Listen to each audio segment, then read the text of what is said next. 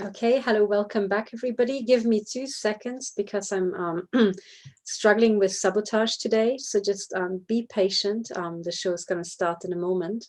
I just have to watch because I'm okay. Hang on, struggling with sabotage today. Oops, let me switch this on silent.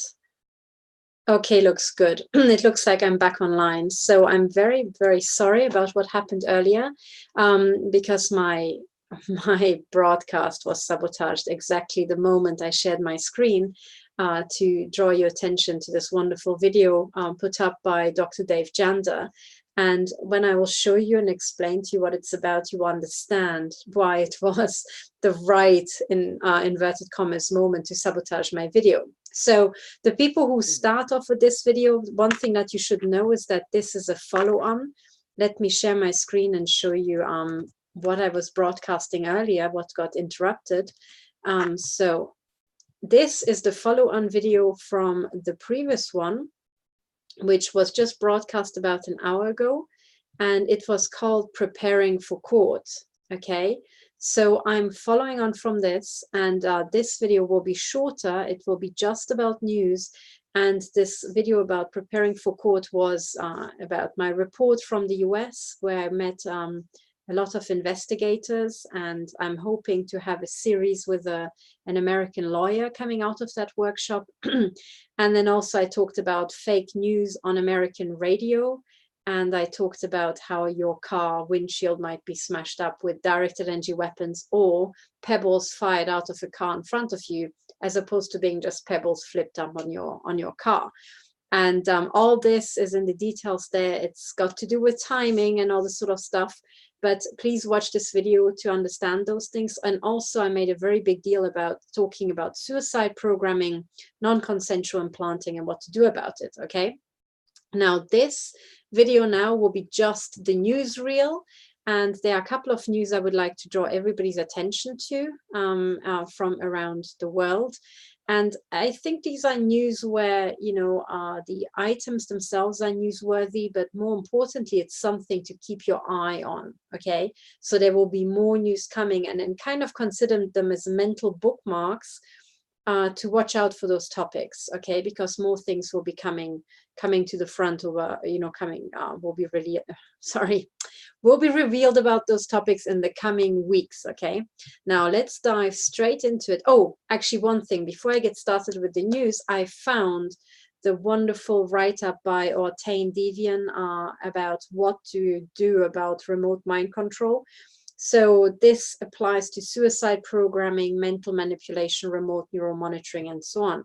And he did a wonderful write-up that I've just managed to find again for Pinecone Utopia.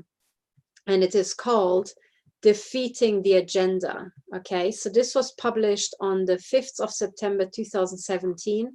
And Pinecone Utopia was the website run by my wonderful former late colleague, Dr. Paul Marco, and his partner, Mindy Erkin. And the two of them were wonderful. They actually started the Techno Crime Fighters Forum that ran for a year and a half with over 70 episodes. And the two of them were wonderful. And I'm still very, very sorry about the loss of Dr. Paul Marco. And he was a wonderful man. And he first got me to talk about his thing was the psychopath magnets, the pyramid organizations, and how they are sucking psychopaths to the top. And he was the first person to get me to talk about systems analysis, you know, in an interview. And that's how the whole thing actually started. And that's what grew into the Techno Crime Fighters Forum. But this website, Pinecone Utopia, the portal was meant to be dedicated to shielding techniques and techniques for overcoming all these assaults on us. So I really recommend that you, if you are a victim, that you go to the Pinecone Utopia portal and you look up these things, because they put together wonderful solution strategies.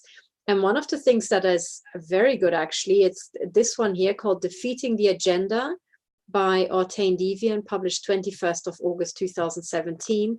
And in here, you will get a description with links to content on Google Drive about this martial art technique called, I don't know how to pronounce this, but it's called Being of No Mind. Okay.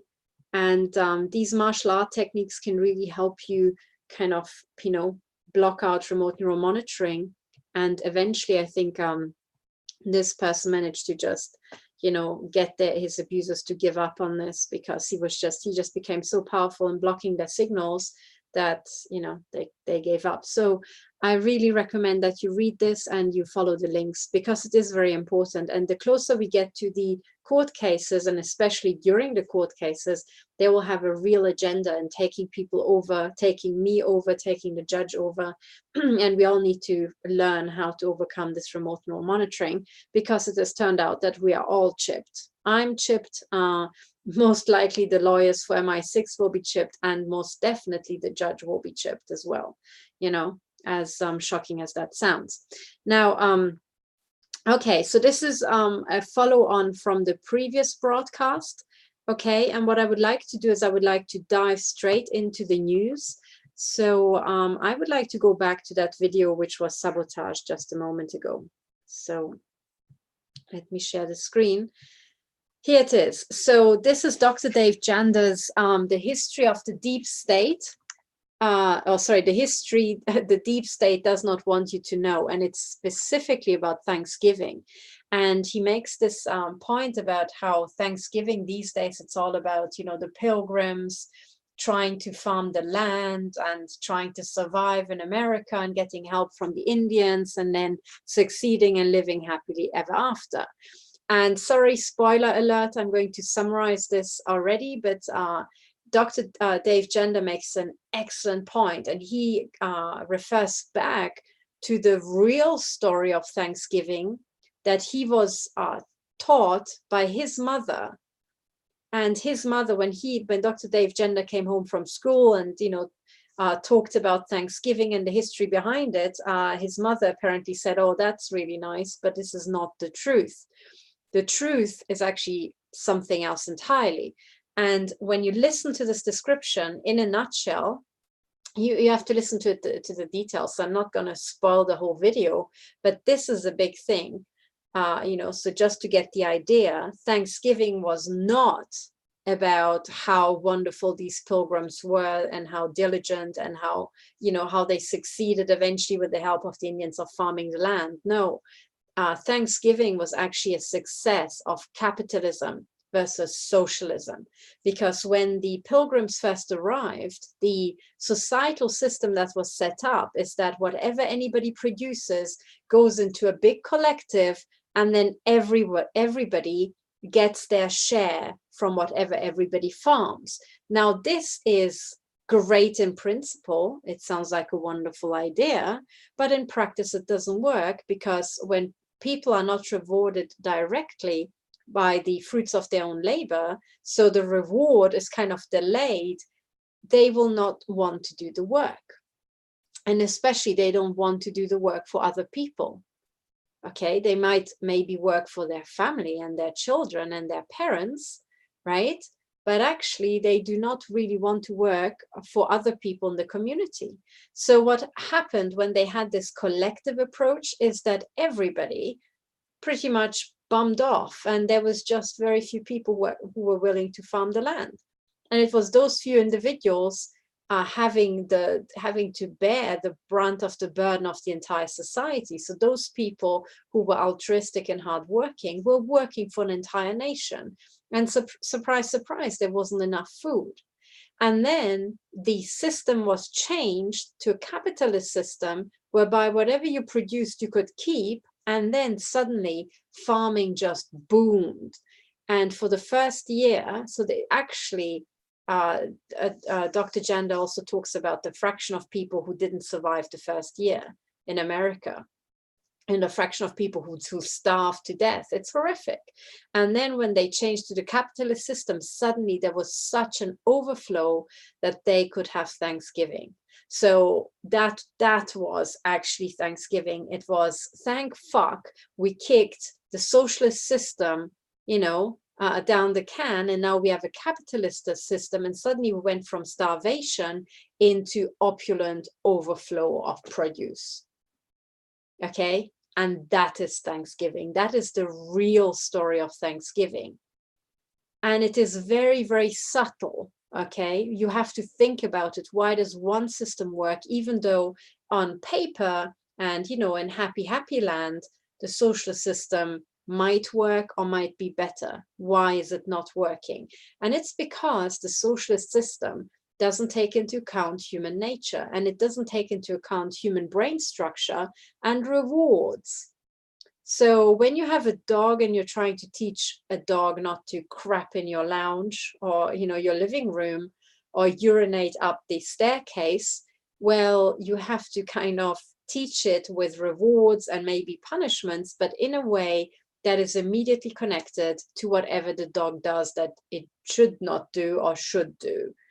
Right? You know that you can't teach a dog if you give the reward or the punishment 2 weeks later or half a year later. It just doesn't work. You will not reinforce a certain behavior.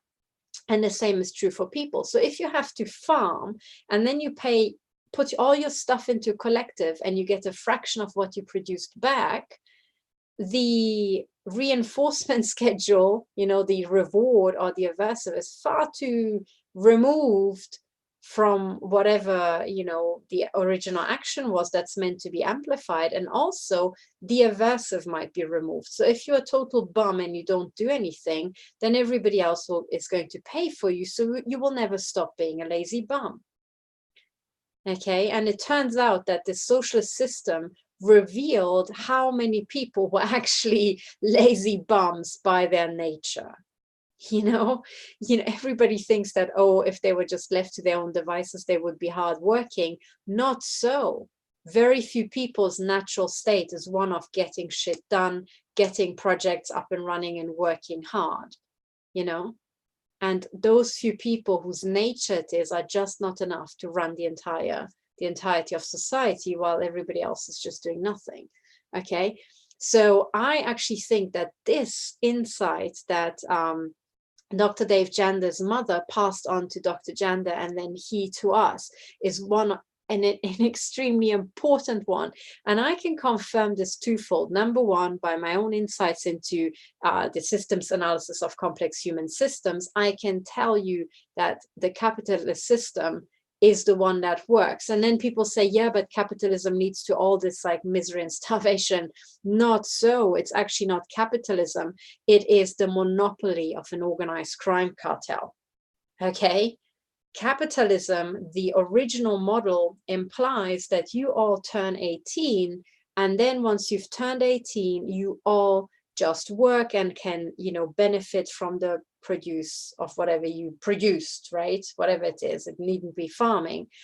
You can benefit from your income. Now, that model of pure capitalism doesn't take into account the fact that there's a global monopoly. That is, there's a global dominant corporation that is not just bigger than any other corporation. It owns most of the corporations around us, and any new company being formed will eventually be bought up, right? Now, within the Crown Corporation, it is not a capitalist system. The cartel members are forced to spend their money back into the cartel. It's not a free market. Right? The cartel members do not have free choice. When the cartel says you have to perp this person or sabotage that person, all these Masons have to do it. Otherwise, they will be targeted as well, right? This is not a free market. So when you have free capitalism, right, in the original model, there are, you know, small pockets where you can be more or less unfettered from this Crown Corporation bullshit. Then you get a very dynamic, very productive economy. But when you go into socialism, which again is central planning, or you get into the organized crime model, which is again central planning, and you know the top decides everything. And by the way, that Crown Corporation funded all experiments in socialism around the world, right? These were carbon copies of itself. When you get into that territory, your efficiency just tanks. And the reason why the Crown Corporation manages to stay, you know, with us all this time instead of imploding like all the socialist and communist countries did, is because it is sponging off you. Okay, it is a leech, you know, on the productive economies and the productive people in society. And the fact that you can keep this massive organized crime cartel alive just shows you how much potential you have. In a sense, your income is paying for armies of total bums and total criminals. And that's just how hard you work and how much money you make. Okay? Now, but you have to understand that originally, when we're just talking about these pockets and small scale experiments, socialism versus capitalism, this is exactly what the Pilgrims had when they left old Europe and they came to the United States. They had little communities and they had a choice of, will we have a social system or capitalist system? In those small scale experiments, the capitalist system wins all the time because it gives people free choice. You can choose what you want to do. You can choose how much you want to work. And there's not only work that pays money and produces stuff, there's other types of work. There's, for example, the work of mothers taking care of their children. Now, that's not producing any new stuff after you have produced the children, but this is a long-term investment.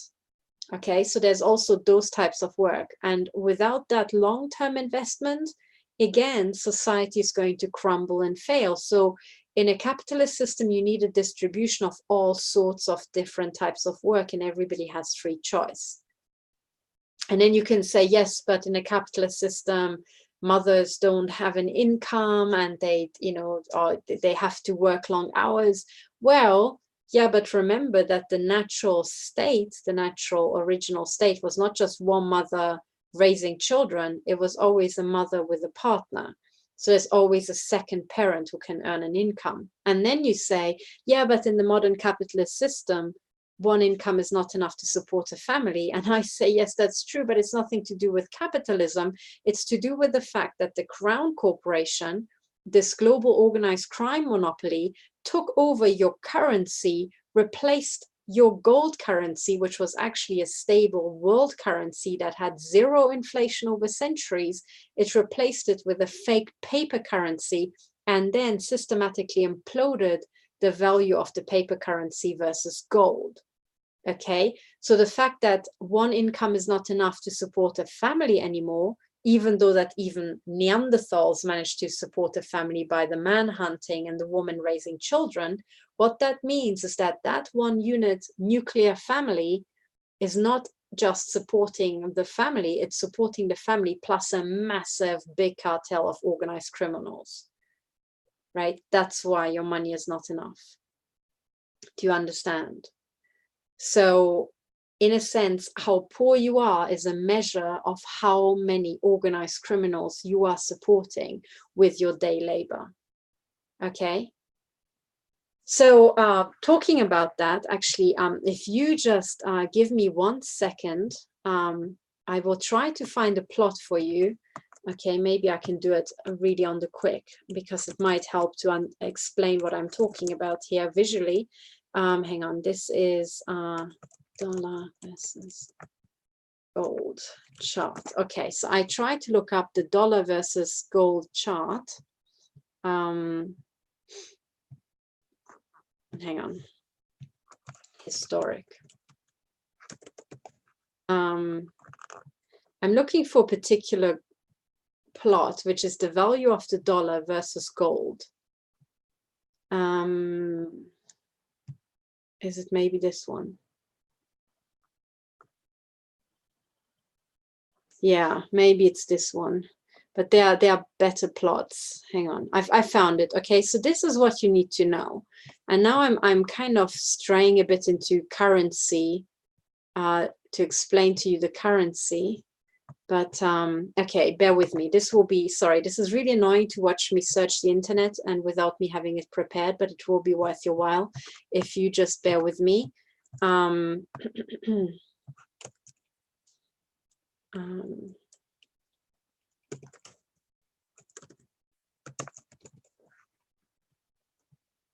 Okay, now I found one plot. And this explains several historical events. Okay, so what you need to understand, and it goes back, at first you would think to currencies, but then again, it actually goes back to complex human systems, okay, which is my forte, which is why this is how I came across this whole thing. Let's see. Okay, so, okay, I'll just show you the plot that I found, and then we take it from there. Now, what you need to understand is the following, okay? So imagine going back to the Aztecs or, you know, Rome, ancient Rome, or ancient China, or ancient whatever, okay? The currency in all these places around the world was gold and silver in most places. Some remote islands used seashells, okay, rare seashells as a currency, but that aside, by and large, it was gold and silver. Now, things started going bottom up when Roman emperors started manipulating the content, the silver content of their coins by shaving the coins, or by, you know, doing various things of actually covering other metals with silver. And the whole point was to steal from the people, to commit fraud. So as soon as fraud took over and became the dominant element, to the point that every single silver coin was fake to some extent, as soon as fraud or organized crime took over, the country went bottom up. Okay, which is not surprising if you put it in those terms. Once you are ruled by organized criminals, everything will start tanking. Okay. So that's how it was. But what you need to realize is that, number one, there already was a global currency, a one world currency, and it was gold and silver. Okay, it was the norm to have that world currency, and it meant that you could take your income and your savings, travel, and spend your money somewhere else. And even though the face of the emperor might be different that was imprinted, the weight of the gold or the silver you carried was the same. So if people really preferred the face of another emperor, they could always melt it down and, you know, do something with it, or melt it down into jewelry. Either way, the weight of the gold was the same. When this world currency existed, inflation was zero. Okay. And that's because you had a global system and everybody was using it, and you could cheat, but the amount of cheating and fake coins was small relative to the bulk of the gold. Okay, the total volume was such that no single king could really crash the currency. Okay, and when you have that, you have one calibration system all across the planet. No single player can screw over all the others. And it leads to a stable state, and it leads to a standard unit in which you measure people's value, people's work effort, the value of their goods, and so on. So a world currency is a good thing because none of your local psychopaths is big enough to fuck with the whole system, which leads to stability. Do you understand? So even if one emperor started shaving the coins and doing something, right, you could always migrate to other coins, which then would hold the value, and then only the value of this particular coin would drop compared to another coin with another emperor's or king's face on it, okay? But overall value stayed the same, and there was a universal way to measure value. What it meant is that inflation was zero, and therefore the parameter that's quoted over and over in the financial literature is that if you took 1 ounce of gold, which typically is a coin, right, about this size, an ounce of gold, it always cost an ounce of gold to dress a man head to toe. Okay, so it was an ounce of gold to dress people in ancient Rome and give them the little sandals and the little toga and all that. And it remained an ounce of gold in the 16th century to have a gentleman completely dressed, and it was an ounce of gold later on in the 18th century. It always took an ounce of gold to have head to toe an outfit for a man. Okay, so these days the equivalent would be a tailored suit. Okay, and it still pretty much costs an ounce of gold. right? If you want to have good, durable quality, which is what the people in the olden days wanted, because you just couldn't afford to buy yourself new stuff every 3 months, which is what some people do today, you know? So that was the measuring stick, and the the price of that didn't change over thousands of years, okay, or hundreds of years, most certainly. So suddenly you have inflation. So what the fuck is inflation? Well, inflation means, on one hand, it looks like, oh, you need more currency to buy, you know, a pint of milk, you know, or buy yourself a jacket, or buy yourself, you know, a gallon of petrol. But the gallon of petrol and the pint of milk hasn't changed. So what has changed? Well, what has changed is the value of your money. The value of your money just plummeted. It decreased, which is why you need more of less valuable stuff to get a pint of milk. Okay? So by definition, having inflation means somebody is devaluing your currency.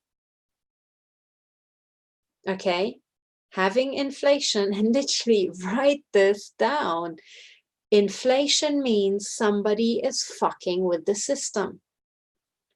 Somebody is committing fraud, and it is fraud. Somebody is committing financial fraud, which leads to the fact that whatever you earned, that, you know, batch of money, is not worth as much when you got it as your income as when you spend it. In between, somebody stole money from you, but in a way where they didn't have to break into your bank account or your home and steal it from your wallet. Okay. Now, the more inflation you have, the more financial fraud you have. That's clear, right? Now, financial fraud of this type is very easy to bring about when you just keep printing dollars. So let's assume you have a treasury that's printing the currency, which, by the way, doesn't exist anymore, but let's just assume you have a treasury printing money.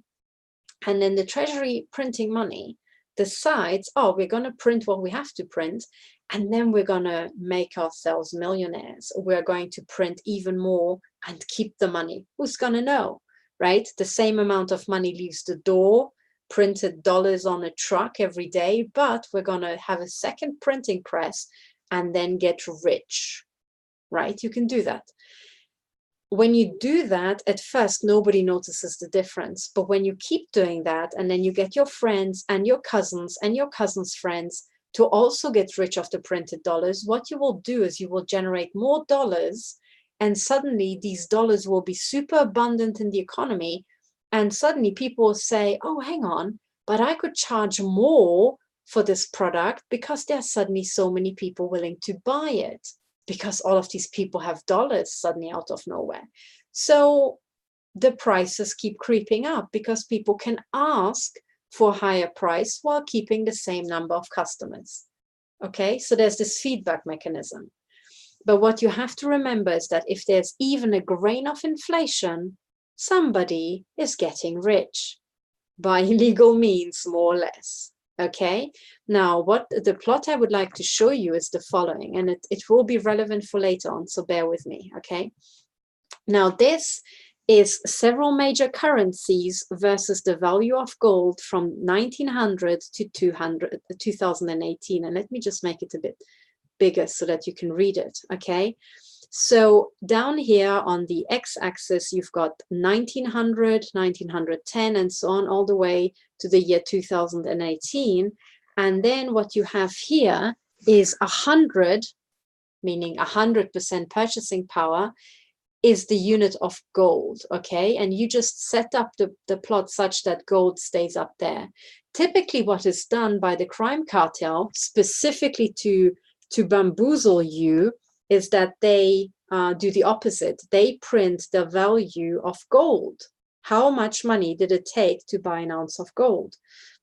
And what you will see is that that plot would be kind of going up. Okay, so it costs more and more money to buy an ounce of gold, and then it kind of fluctuates a bit with currency manipulation and so on. But bottom line is that the banks will always plot how much, how much money does it take to buy gold? And you can plot the whole thing the other way around, saying gold has stayed the same. And what was the effective value of the currency? And then what you realize is that in the first, up until the First World War here, the currencies were all the same. Okay, they were all the same amount of currency was buying an ounce of gold. But suddenly the Reichsmark, right, this is the German Reichsmark, just plummeted within just a few years to essentially zero throughout the First World War, right? And what happened in this phase is that the Reichsbank, the central bank of the Third Reich, the German Reich, right? The central bank of the German Reich suddenly started printing money. And they printed so much. There are these images from the big hyperinflation in Germany, where you can see kids outside with playing with wads of cash as if they were Lego bricks and building little walls and playing around. And that's because these wads of cash suddenly were worth nothing because there were so many of them around. Now, what people typically say, from the people from the banks who want to bamboozle you, is that hyperinflation hit the country and the Reichsbank, so the bank of the German Reich, started printing this Reichsmark, the currency, to keep up with hyperinflation. Well, that is fucking bollocks, okay? Because if you don't print more currency, it's physically impossible to have hyperinflation, right? You have to have very special circumstances to have that. So, because that is the unit of the exchange, right? So what actually happened is that the Reichsbank brought about hyperinflation by printing the Reichsmark on purpose. Okay, do you understand? And the head of the Reichsbank at the time, as the historian Sean Ross pointed out, was a Swiss guy. And why does that make sense? It's because the Vatican crime cartel, headquartered in Switzerland, using the banks, which were already dominant back then, right, orchestrated the entire First World War, for which the entire poverty and stress of the hyperinflation was necessary as a first step. Okay, so what you can see here is that suddenly, here in 1915, some massive criminality hit the country and the value of the Reichsmark went to shits. Boom, just like that. And in these few years, the Reichsbank was printing the Reichsmark like there's no tomorrow. Okay, then the next thing that happened, that's this kind of light purple curve, is the pound. So look at how the pound a few years later followed the Reichsmark, and I suspect that they wanted to have, something similar, like after the success of the First World War, now let's hammer the UK. But I think there, the British Crown, right, kind of intervened and said, we invented this game.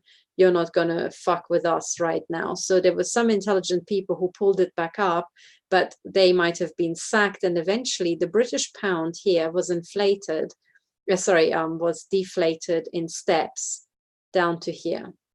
So the way to read the plot is exactly this way around, but then to factor in that every single time one of the currencies deviates from the calibrated line, the deviation measures the amount of organized crime, organized financial crime in the country. So in other words, something happened and financial organized crime hit Germany and it never recovered.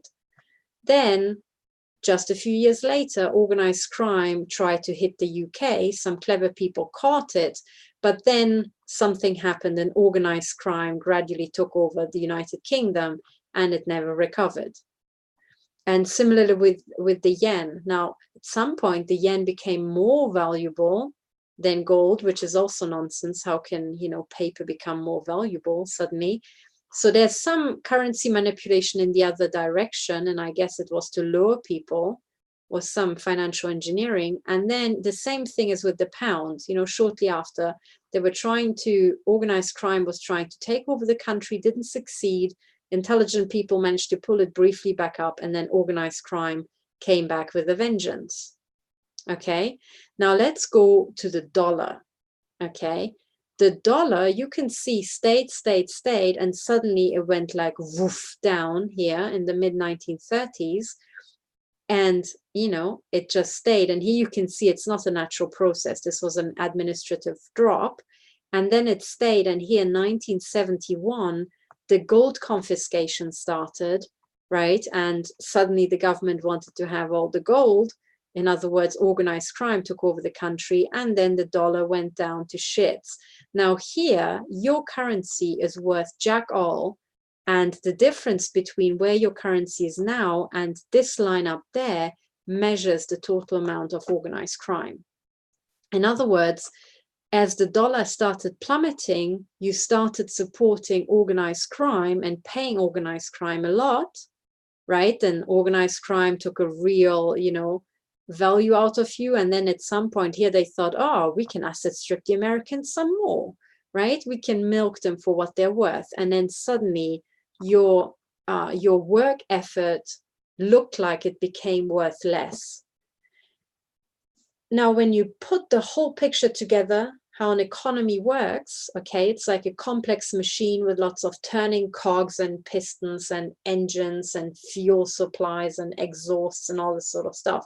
When you see the whole engine, it kind of looks super complex. But just like with a car engine, it looks complex if you open the bonnet, but when you break it down to what's the driving process, you can draw it on a whiteboard, okay?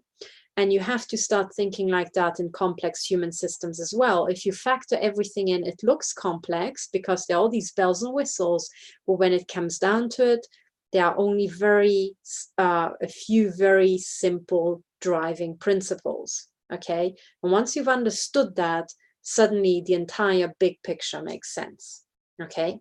So this plot is important because it shows how every single currency ever devised was annihilated.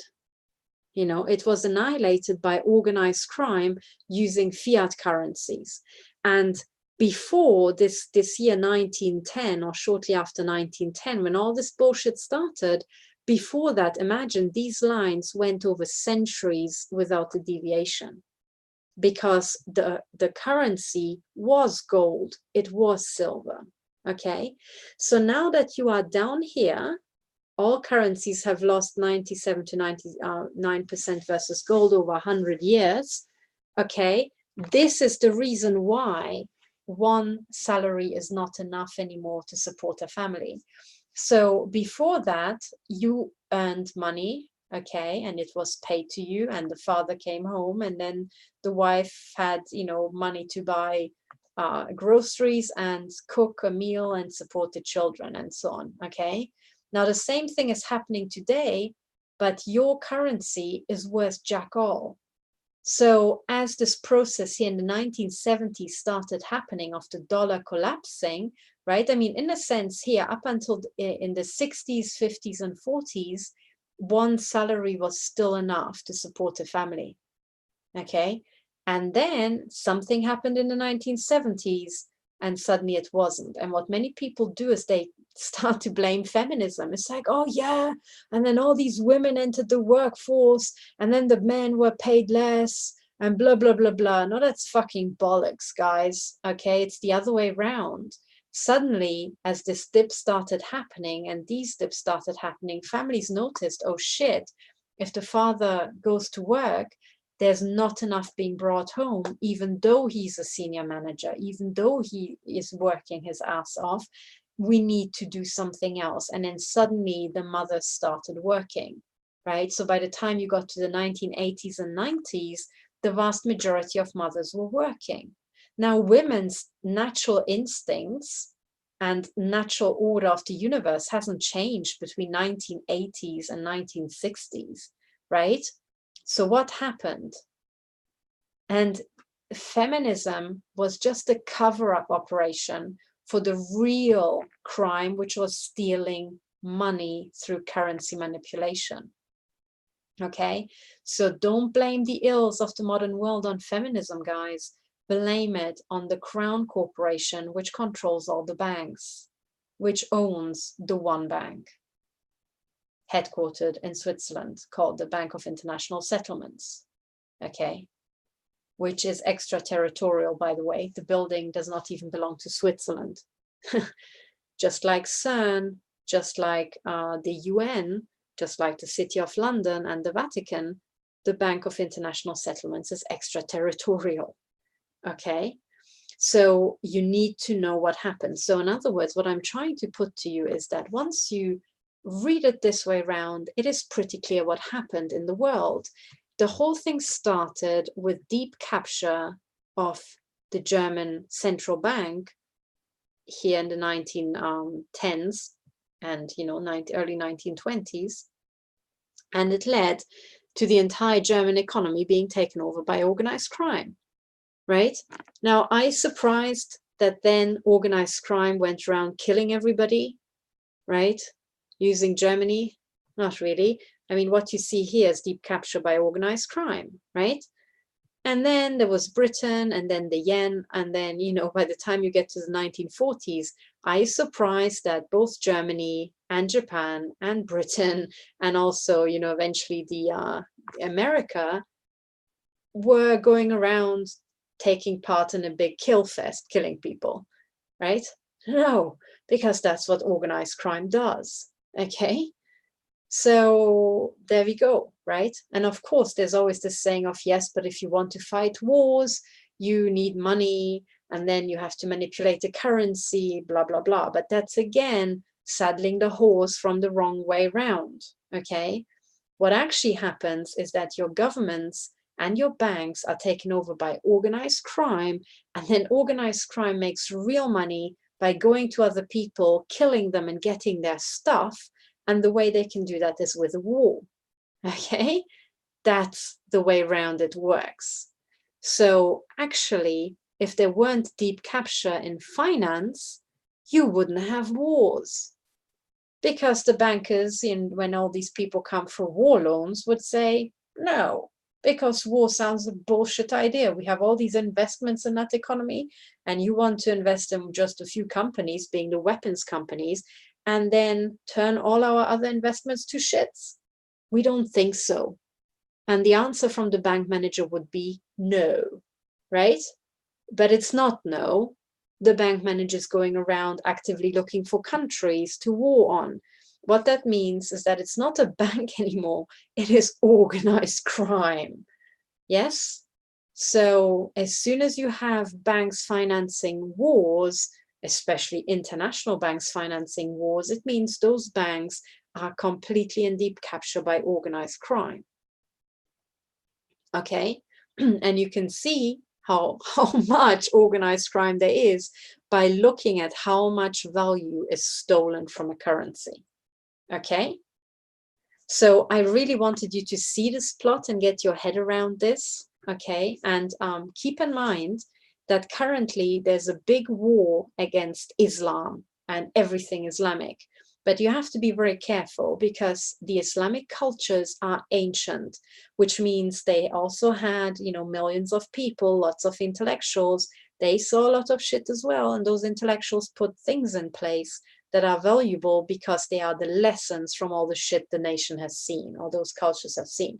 Now, in terms of Islamic stuff, one of the things that's extremely valuable is Islamic banking, because Islamic banking doesn't have usury, believe it or not.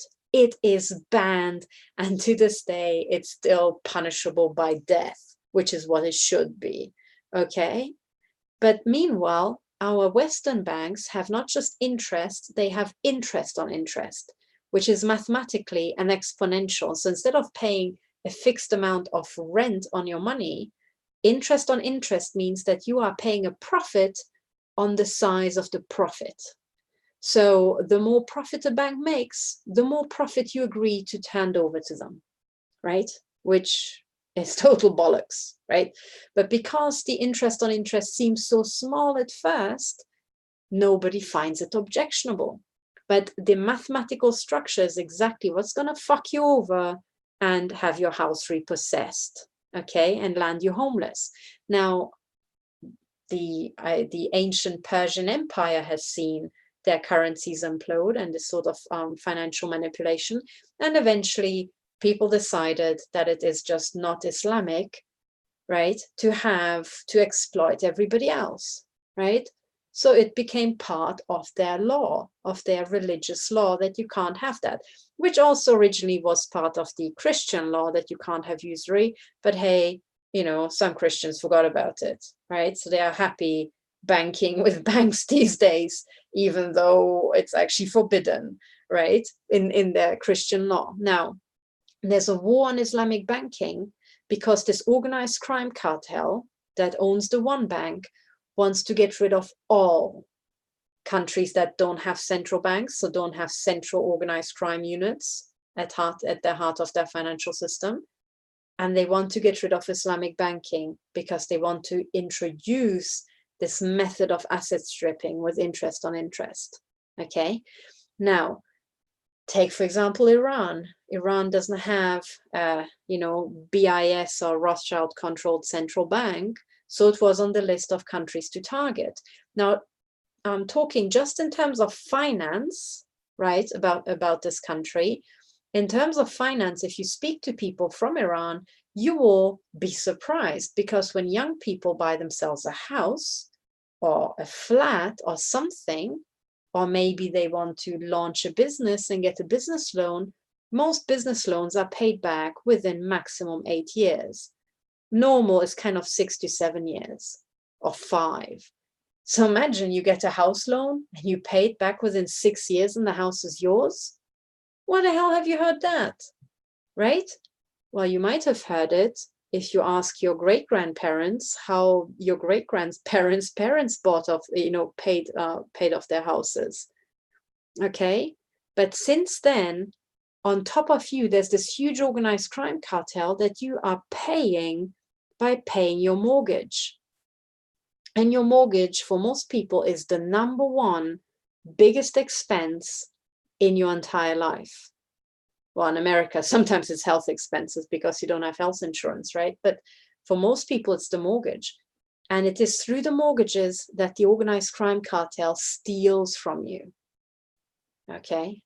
And if you want to find out how much they steal from you, consider that when you take a house loan, by the time you paid it back, the total amount of money you paid is the original value of the house 2.5 times. So for every house you buy, the organized crime cartel buys 1.5 houses from your money. You're paying. It's like 1 house for you, little man, 1.5 houses for us organized criminals. Great deal, right? Now in Iran, it's not like that because of Islamic banking. You get a loan, you pay some rent on the loan, you pay rent on the money you borrow, and that's that. But your borrowed money never balloons. It cannot. Do you understand? So in Iran, it is very easy for young people to set up a household and buy a house and then pay it off. It's just what you do. And when you have friends who are Iranian and you just, you know, Skype them or they show you their holiday pictures, you should see what beautiful houses young people have there. You know, what flashy Beverly Hills type, you know, flats with the snazziest things and so on. And yes, of course, the country is under sanctions, but actually it kind of seals them in and protects them from this organized crime bullshit that we have, right? So you absolutely have to understand how to read these plots, okay? So this is about currencies. Now, how did I get onto this? Because there are a few more things that I wanted to tell you about. Hang on, how did I? Yes, Thanksgiving, exactly. Thanksgiving, I started with Thanksgiving and socialism versus communism. Socialism and communism versus capitalism, and in saying that actually the problems you have with your capitalist system in the US and in the Western world is not even capitalism, it is organized crime. It is having a monopoly, which by definition isn't really, you know, the capitalist freedom. You have this one big elephant in the room and then some little crumbs. Now, if you have unfettered capitalism, it leads to monopolies eventually. Okay, at which point they stop being capitalist systems and morph into organized crime and socialist systems and so on. So keep that in mind, that when you say, oh yeah, but the problem with capitalist systems is X, most of the time your problem is actually a problem with the Crown Corporation being a monopoly player in organized crime.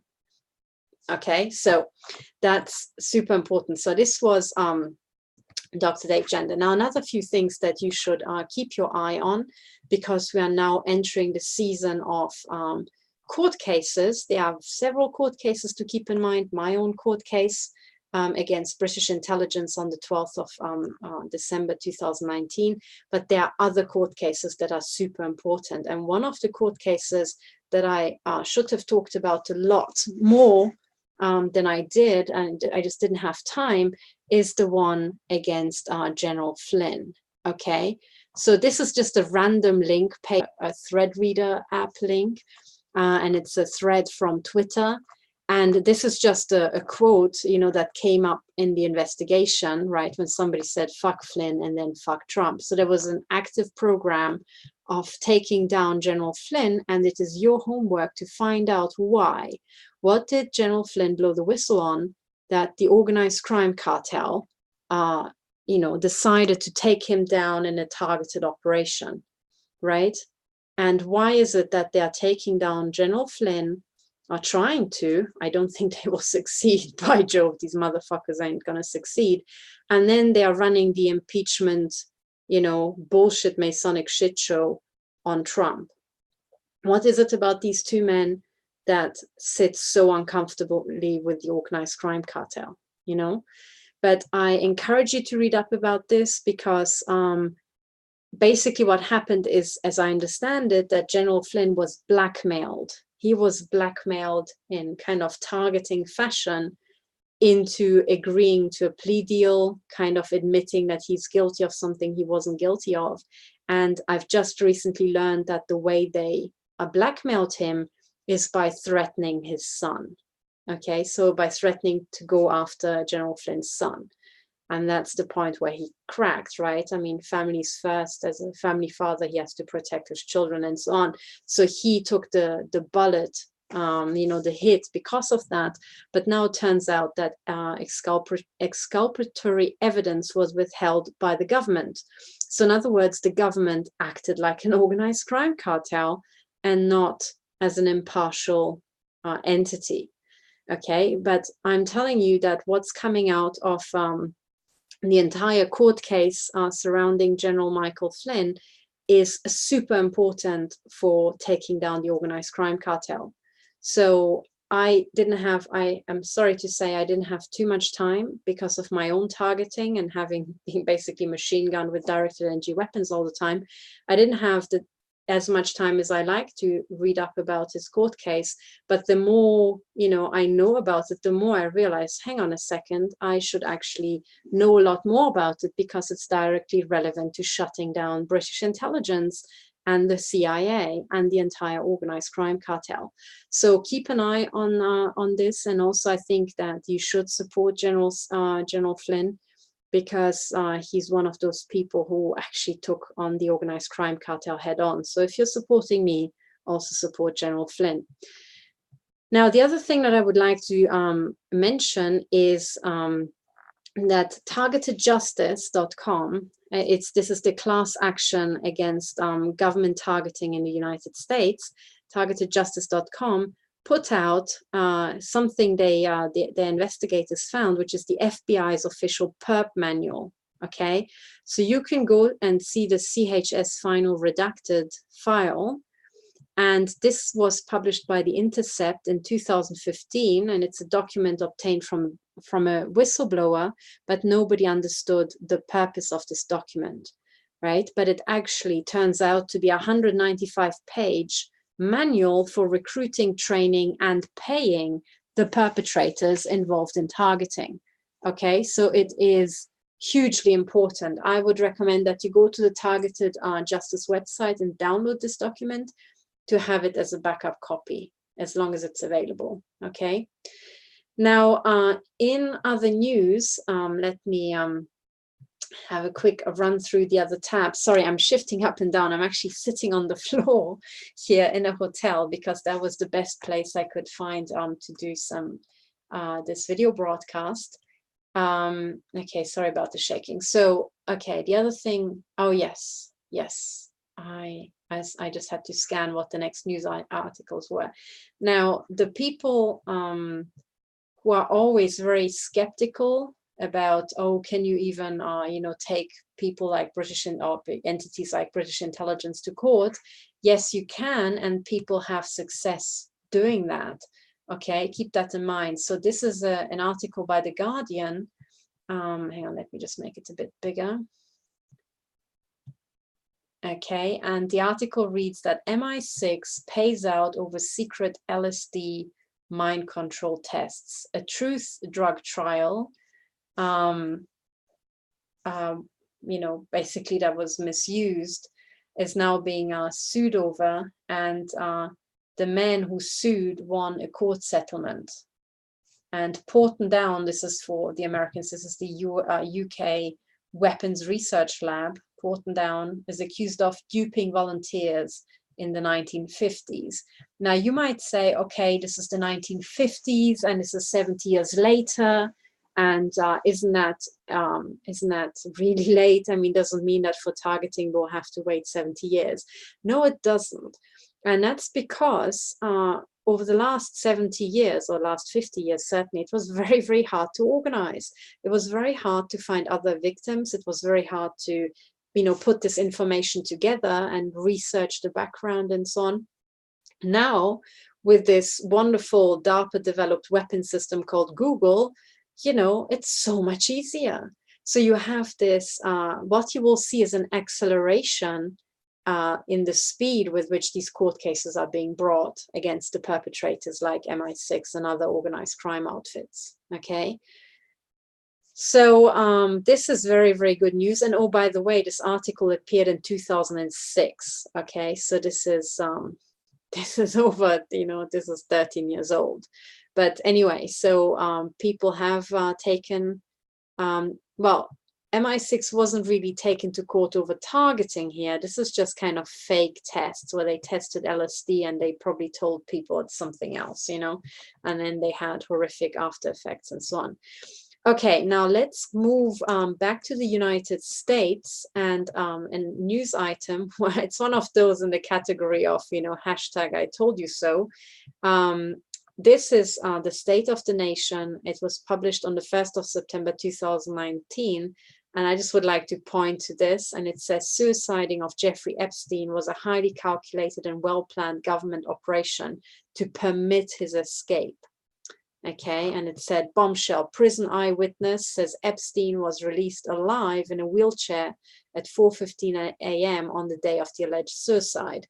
Now, if you remember, I put out a video, which is this one here, which is I called it Epstein's fake Masonic death. And sorry, the entire video only has this yellow background because I stuck a post-it note over the camera, because when I went online to make this video, I was really exhausted. I couldn't sleep, and this whole Epstein thing was running around in my head. And in the end, I was like, right, I'm going to go online, but I don't want people seeing me, you know, looking like a mess, already ready for bed. So that's the yellow post-it note that you can see.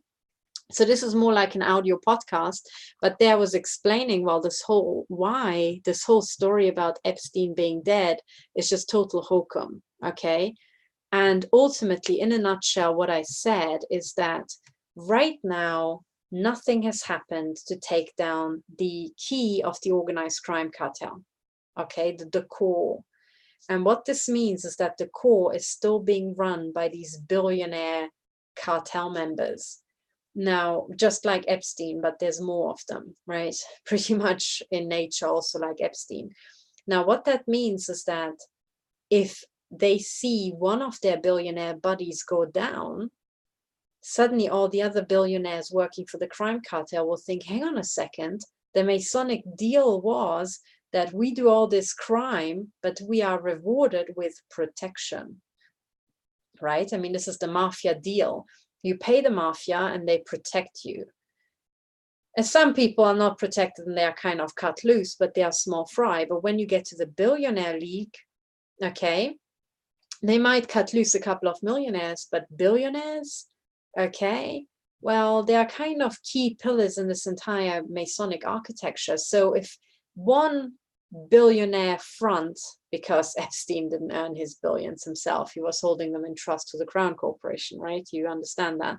But if one billionaire league front goes down, all the other billionaires who are fronts for the Crown Corporation will think, oh shit, maybe we're next. But they kind of nominally control all those billions. So, right, and they are very well known, they are schmoozing with a lot of people. The probability of these billionaires forming an alliance against the key of the Crown Corporation organized crime leadership, it becomes very large. Okay, so it's so much easier to just, you know, funnel this guy out, you know, of prison than to risk this whole system collapsing. By the way, this is exactly the same reason why the Vatican can never, ever jail or, you know, take down any of their pedophiles. They can't take down any of the pedophile cardinals because all the other cardinals are pedophiles too. Do you understand? That's the only reason they got to be cardinals, because they have a child sacrificing, kitty raping, kitty fucking control file. Okay, so if one cardinal goes down, all the other cardinals suddenly think, shit, you know, the mafia is not strong enough to protect us. Why the fuck should we stick around? Right? And the entire system just goes poof. Okay, so this is why the Vatican will never, ever, ever, ever itself get rid of these pedophile cardinals, right? Because then if they got rid of all their pedophile cardinals, there would be no Vatican left, right? But they will also do their utmost not to let anybody else take down these people. Why?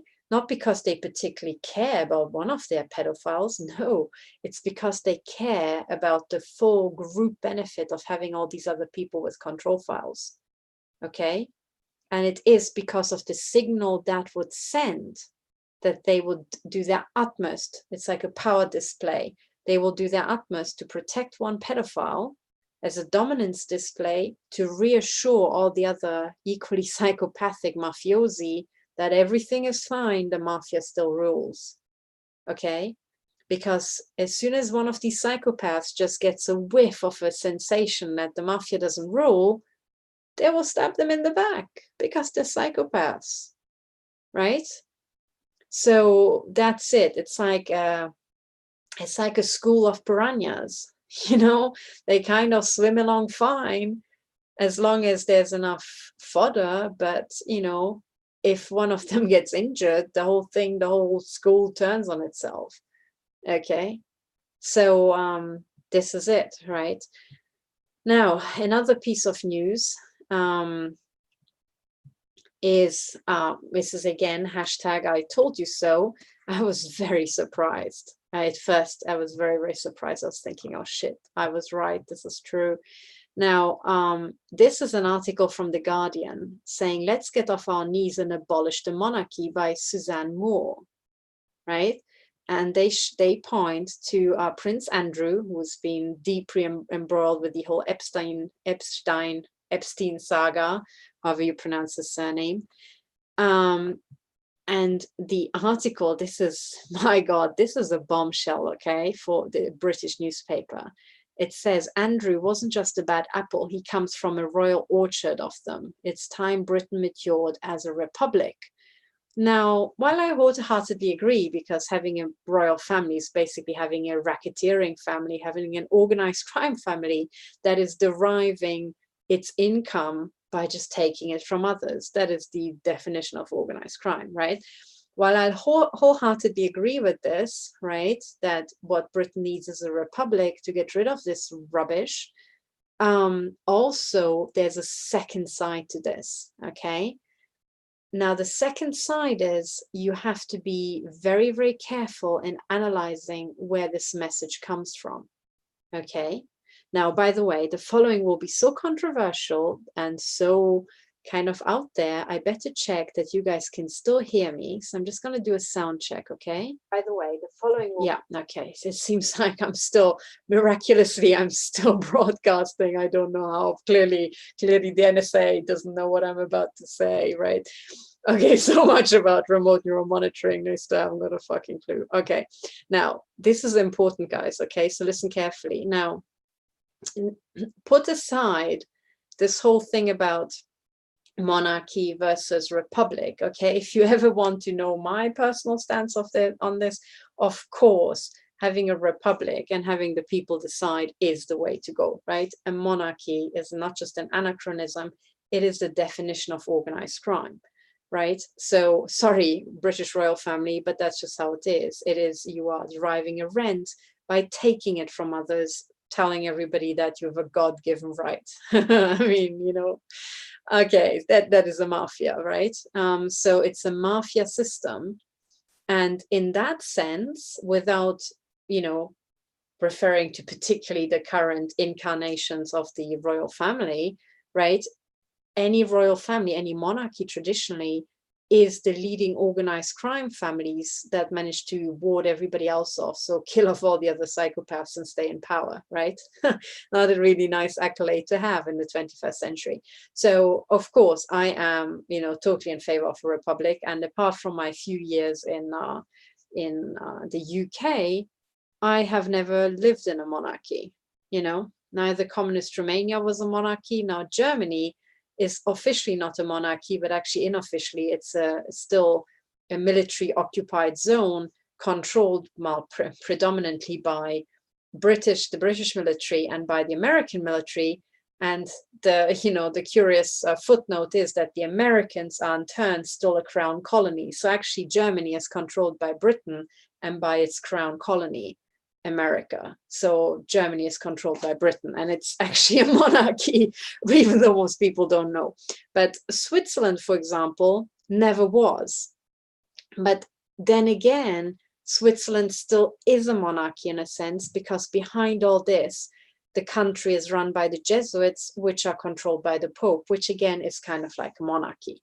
So if we look carefully, we'll realize we still have monarchies everywhere in the world, even in the places which, you know, pretend to be a republic, like the US, right? Or like Switzerland, or like Germany. But anyway, so that aside, let's now think about the current situation. So I'm not thinking about, oh, you know, overall or in principle about, are we looking at monarchies or do we prefer republics, you know? The timing is important. So this is an article that was published on the 25th of November, 2019. And the timing is like, boom, okay? And let me explain why.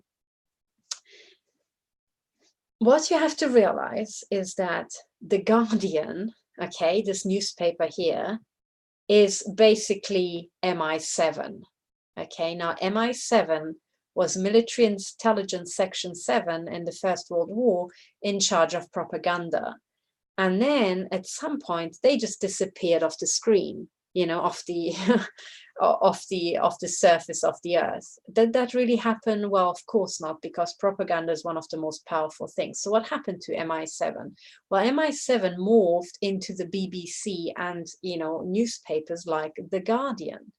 Okay, so I would say the best way to talk to think about this is that The Guardian is MI7. And if you want supporting evidence, look at Luke Harding. Luke Harding was identified as an MI6 agent by the Russians during his stay in Moscow, and they started to harass him, okay, like a foreign agent. Now, Luke Harding also gaslighted me when I phoned him and I told him about targeting, and he just laughed and he said, "What nationality are you?" And that was one of the perping scripts that was played on me in Oxford. And I was like, okay, you know, I agree with the KGB that you are, you know, a little shit and an MI6 agent. That's what I thought at the time. But also Luke Harding then went on trying to smear Julian Assange at a very crucial moment, right? So you can read up about all that and, you know, find out the whole Luke Harding, Julian Assange story. But as far as I'm concerned, yes, Luke Harding is MI6, or much rather, you know, better put, MI7. Okay, he's military intelligence section 7 in charge of propaganda. Okay, now when you have the Guardian being MI7 and MI7 suddenly says, let's get rid of the monarchy, that's interesting, isn't it? Because suddenly it implies that MI7 is not there to protect the monarchy anymore, like MI6 and MI5. I mean, I just grouped them together. It's like British intelligence stops protecting the monarchy, but then who are they working for? Well, there's only one contender, and that is the Vatican, right? Or the City of London, which is owned by the Vatican. And the Vatican is not just the Pope and those, you know, pedo cardinals. The Vatican is also the entire network of Jesuits and secret societies. So in other words, when I refer to the Vatican, it's this parallel society, it's a parallel army, okay? And those are the people that MI7 suddenly switches side to work for, right? I mean, if they even have to switch sides, they probably work for them all along. But now they actually are audacious enough to put this in writing and say, let's get off our knees, knees, yeah, not asses, and abolish the monarchy. Wow. Now you might say, okay, am I implying that this lady is MI7? Well, first of all, she could be. Second of all, that's not even necessary, because these sort of ideas, like let's get rid of the monarchy, they cropped up in Britain all the time. I mean, you will come across these comments when you just talk to British people, you know, and sooner or later, they will just say, well, I don't really see the point of having the Queen and all this sort of stuff, right? So those ideas that come up naturally, but there's only ever a certain timing when the editors would actually allow that to go into print. Do you understand? So I'm not even commenting about Suzanne Moore in particular. I'm commenting on the editors who put this in print at this particular point in time. Okay, that's what I'm really commenting on.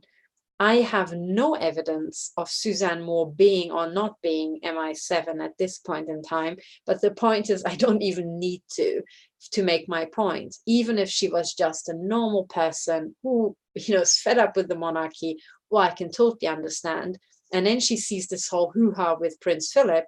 Well, that would piss off any British person, right? To think, well, we are funding these people, we're actually paying, you know, out of our taxpayers' money, these pedophiles, let's get rid of them.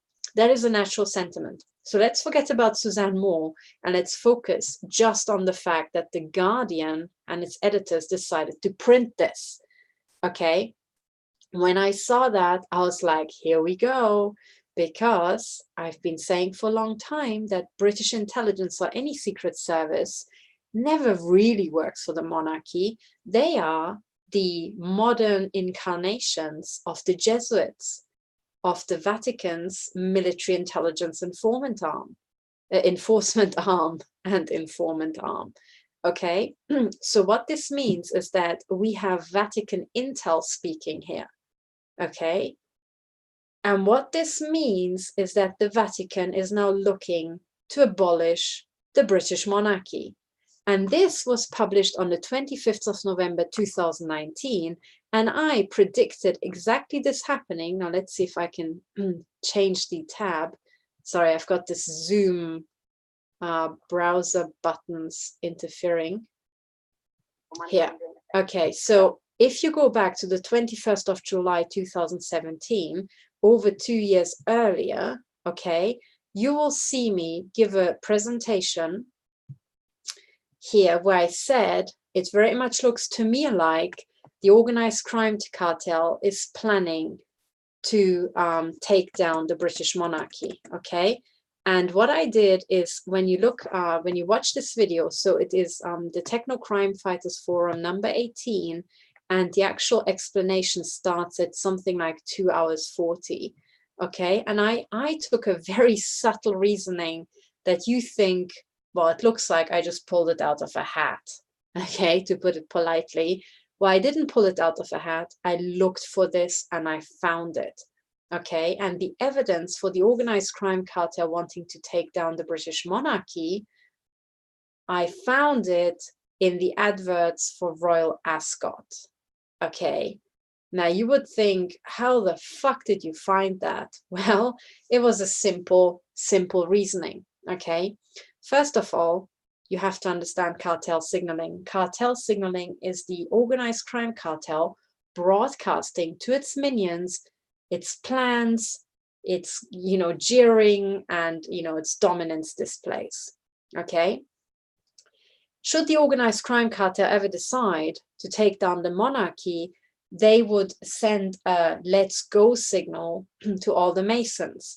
Now, they can't really put that in the, press, like a public news article, like, dear Masons, the head of the Masonic lodges have now decided that they are going to asset strip the very head of the Masonic lodge, the Grand Lodge, which is the Queen, right? They're not going to do that. So they have to do it in a hush-hush way using cartel signaling, which is this coded language, okay?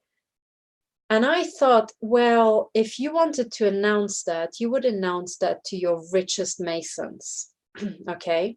So you would have to use a platform that the richest fucks might, look at, because it's a regular thing in the organized crime calendar where the richest fucks congregate. And I thought, well, where do rich organized criminals congregate? Oh, it's at the laundromat. It's where they launder their money, okay? And Royal Ascot is the top #1 money laundering event in the calendar, because as a rich fuck, you can bet on a horse that you control with your Masonic buddies. You can have even more winnings, which is basically other money from the organized crime cartel, and your winnings aren't taxed, so there's zero loss, okay? So if you want to acquire large wads of cash as payment, you would, organize the winner of all these races and make sure that the person who bets on a certain horse and wins is the person who needs to be paid off. Okay, and then your money gets transferred from criminal A to criminal B through this laundromat, right? And nobody is any wiser, because this entire constellation has been prearranged and it looks like a normal horse race, okay? So that's how it's done. And actually you can find historical references that bankers in the City of London would pop over to the race courses, regularly. Why is that? Well, it's because they, the illicit gains of the banks and their payment was their bonuses in the olden days was laundered like that, okay? So I thought, okay, there should be something about Royal Ascot. And I was thinking, well, is it going to be some display, some big announcement? And then I realized, no, it is the announcement of Royal Ascot. That's the message, okay? And as I was thinking this, it was actually before 2017, it was long before that, I actually thought, okay, this is now the point where I'm barking mad, okay? I assume that I can read the organized crime cartel by just cartel signaling, and I'm looking for an announcement that the organized crime cartel wants to asset strip the Queen, right? I thought, okay, Catherine, that's the moment where you've lost your marbles. And then I thought, well, let's just look, because what can go wrong? So I started looking at the adverts for Royal Ascot, because that was the stuff that was readily available online. And then I realized, yeah, the adverts are exactly it, because it's readily available online. And this is a global organized crime cartel. So by now, criminals from all around the world come to launder their money. Okay? So you need to have some broadcast that would go around the world and would be viewed by everybody. That's the adverts on YouTube. And what I found is that even though Royal Ascot is stonkingly rich, in 2 years, they recycled the advert for Royal Ascot. The very same freaking advert was played twice. And I was thinking, but you have so much money. Isn't that kind of like a loss of face, that you have to recycle the adverts? You don't have money to pay for a new one, okay? But the crucial thing is that the second version of the advert differed from the first one only in one frame. And that was the last frame, okay? Now, I will refer you to this Techno Crime Fighters Forum 18 to get the full logic and the full reasoning. And I encourage you to start a bit earlier, maybe at 2:35, because I'm also talking about another advert of the Global Organized Crime Cartel in a music video, okay? And then you understand the cartel symbols a bit better. But in this video, I analyzed this Royal Ascot advert just using cartel signaling, and I get the message. And the message is that this has been in the making for 300 years, as in, you know, after the French Revolution, they started planning this, you know, or before, right? When they planned the French Revolution, they thought, okay, we're going to take down the French king, and we're going to take down the Russian king, and then we're going to go through the royal families. So this plan has been 300 years in the making, and now they're looking for to get rid of the English royal family. Okay, that was the message of these Royal Ascot adverts using Masonic symbolism. Okay, and then the clincher is where you identify the royal family is that the first version of this advert ends in this really blurry image. It's like you're looking at something, but you don't know what. And then it says Royal Ascot. There's the crown from the Crown Corporation right there. June 2016. Now in 2017, the second version of the advert, here in 2017, right? The second version suddenly shows the royal family. When you put the two together, you really have to see the entire logic. The blurry image turning into this image pretty much looks like somebody aiming at the royal family through a sniper rifle and just focusing in, you know, on the, what's it called, the visor, the whatever, the eyepiece, okay? You focus in your attack and suddenly you can see them sharply, right? And who's on the right-hand side? Prince Charles, the heir to the throne, right? So then you think, okay, take out her and then take out him, right? So that, when you understand how the cartel sends messages, to me was, okay, back in 2017, that was the story of, okay, they want to take down the royal family, you know? And now, 2 years later, I can see the announcement by MI7 in frickin' fucking print. Let's get off our knees and abolish the monarchy. And I was like, fuck me. I mean, it looks like this is triggered by Andrew, but that is just a cover up. Okay. I can tell you that, you know, the leadership of the Guardian, I very much doubt that they are particularly, you know, guided by this. I rather assume that they are all Masons, and what they're actually guided by is the big upcoming programs of the Masons. Now, what you might ask is the purpose of acid stripping the royal family, and it goes something like this, okay? Oh, actually, I think I've got the perfect diagram for you ready. I've just downloaded it. Yeah, I know where to find it. So the purpose of this is the following. If you look up the rights of man in the French Revolution, let me do that. Okay, let me share my screen. Let me explain to you once more how the organized crime cartel works, okay? It's explained in their symbolism. Now, this is the Declaration of the Rights of Man and of the Citizen in the French Revolution, okay? And they made this little, they painted this little tableau of this whole thing. Sorry. That pretty much captures the entire story. So these are the rights of man that supposedly grew out of the French Revolution. But when you look at this image more carefully, you'll notice a few things. Number one, the all-seeing eye at the top, right? And then you have the angel on the right. Most people are right-handed and will look to the right first. The angel pointing to the to the all-seeing eye of the organized crime cartel, and then down at the at the rights of man. In other words, the organized crime cartel came up with this. Okay. Now, another thing you'll notice is that here, right, it looks like, oh, the chains have been broken, right? But then the lady who broke the chains, again, wears a little crown. It looks like the crown of the Crown Corporation. So, what's going on here, right? What's going on? And you see this blue background with the yellow stars. Funnily enough, exactly what would then later on become the European flag, okay? So, you know, keep that in mind. But what I want to refer to is right in the middle of this whole thing, which is the symbol of the snake eating its own tail. Now, as you know, the snake represents the Vatican, okay? If you don't believe me that the snake represents the Vatican, I will refer you to the architecture of the Vatican itself, and I will yet once more, I'm sorry for those who know because you will get bored, but I will refer you to Nervi Hall, which was built in, I believe, in the 1970s inside the Vatican.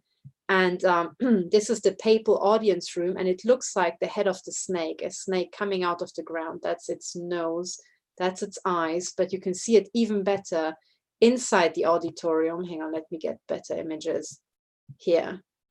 So inside the auditorium,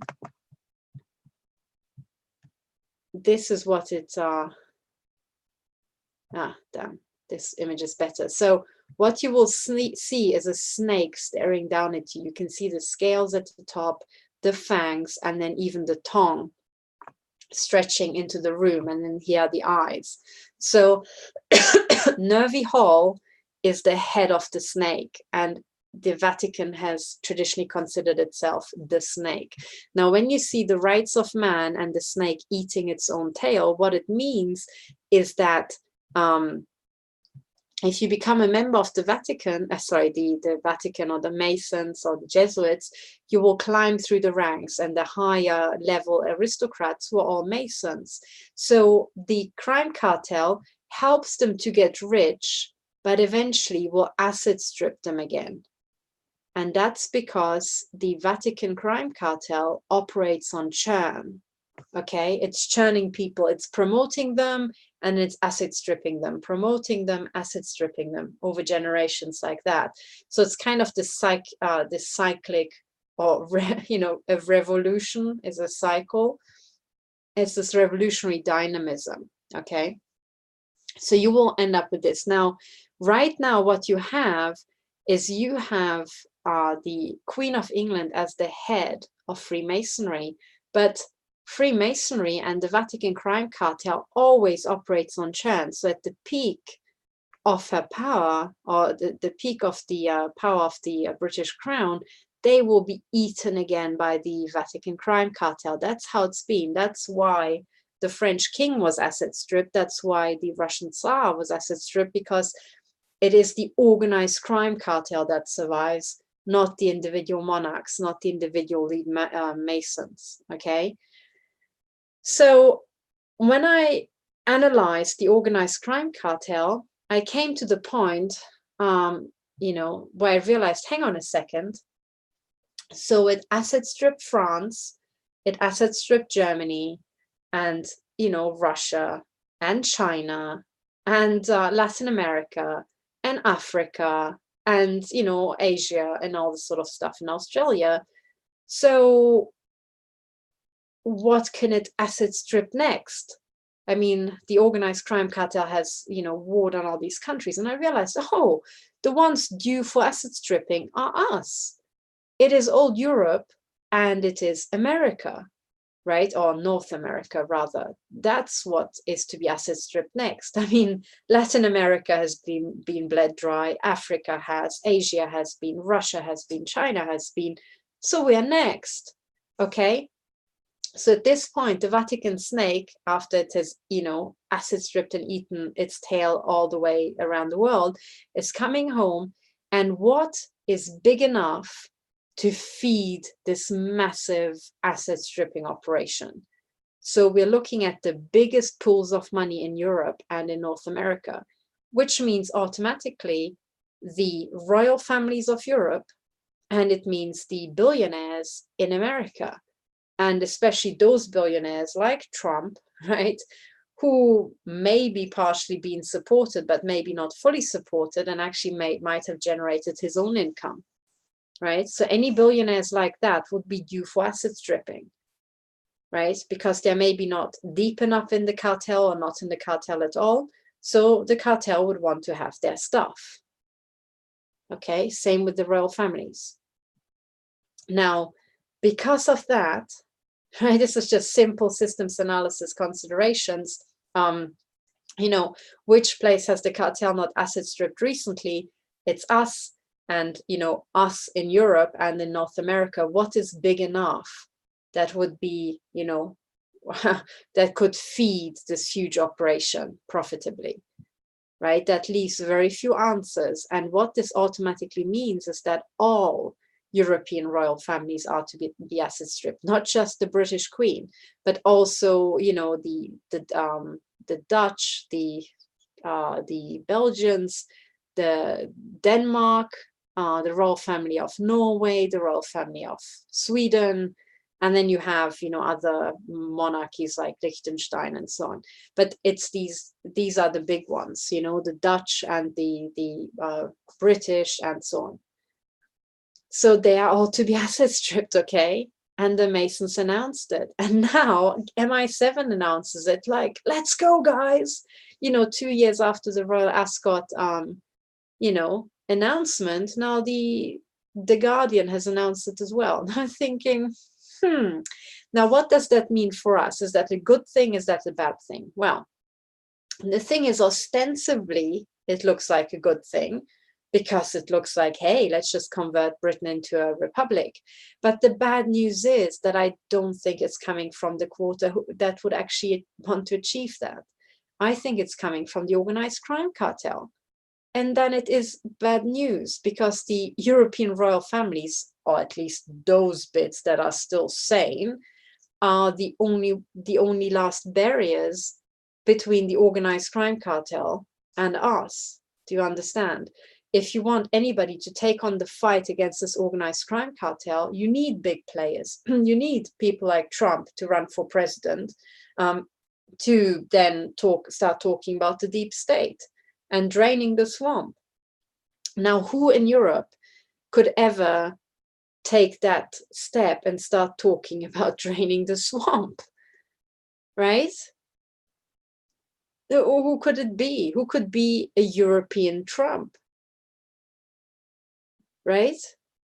It has to be somebody who is powerful enough and rich enough to be able to collect together other people of that order of financial wealth to say, yes, let's kick all this satanistic, kitty fucking, you know, organized crime cartel down the road. Right? Unfortunately, here in Europe, that only leaves the royal families, which actually makes sane royal families of considerable wealth an incredibly precious asset. Right? Now, I have heard the stuff about the British Crown and what they did in Canada, right? I have heard about the 12-mile club, right? And I have heard about the child ritual sacrifice, right? So that makes me think, are they really sane enough to peddle out of this organized crime cartel? But then again, why are they doing it? I mean, it's actually, pedophilia is natural. So, you know, I have heard that all the royal families are doing it, but the statistical likelihood of all of them being natural born pedophiles is pretty much zero. So what it is compulsion.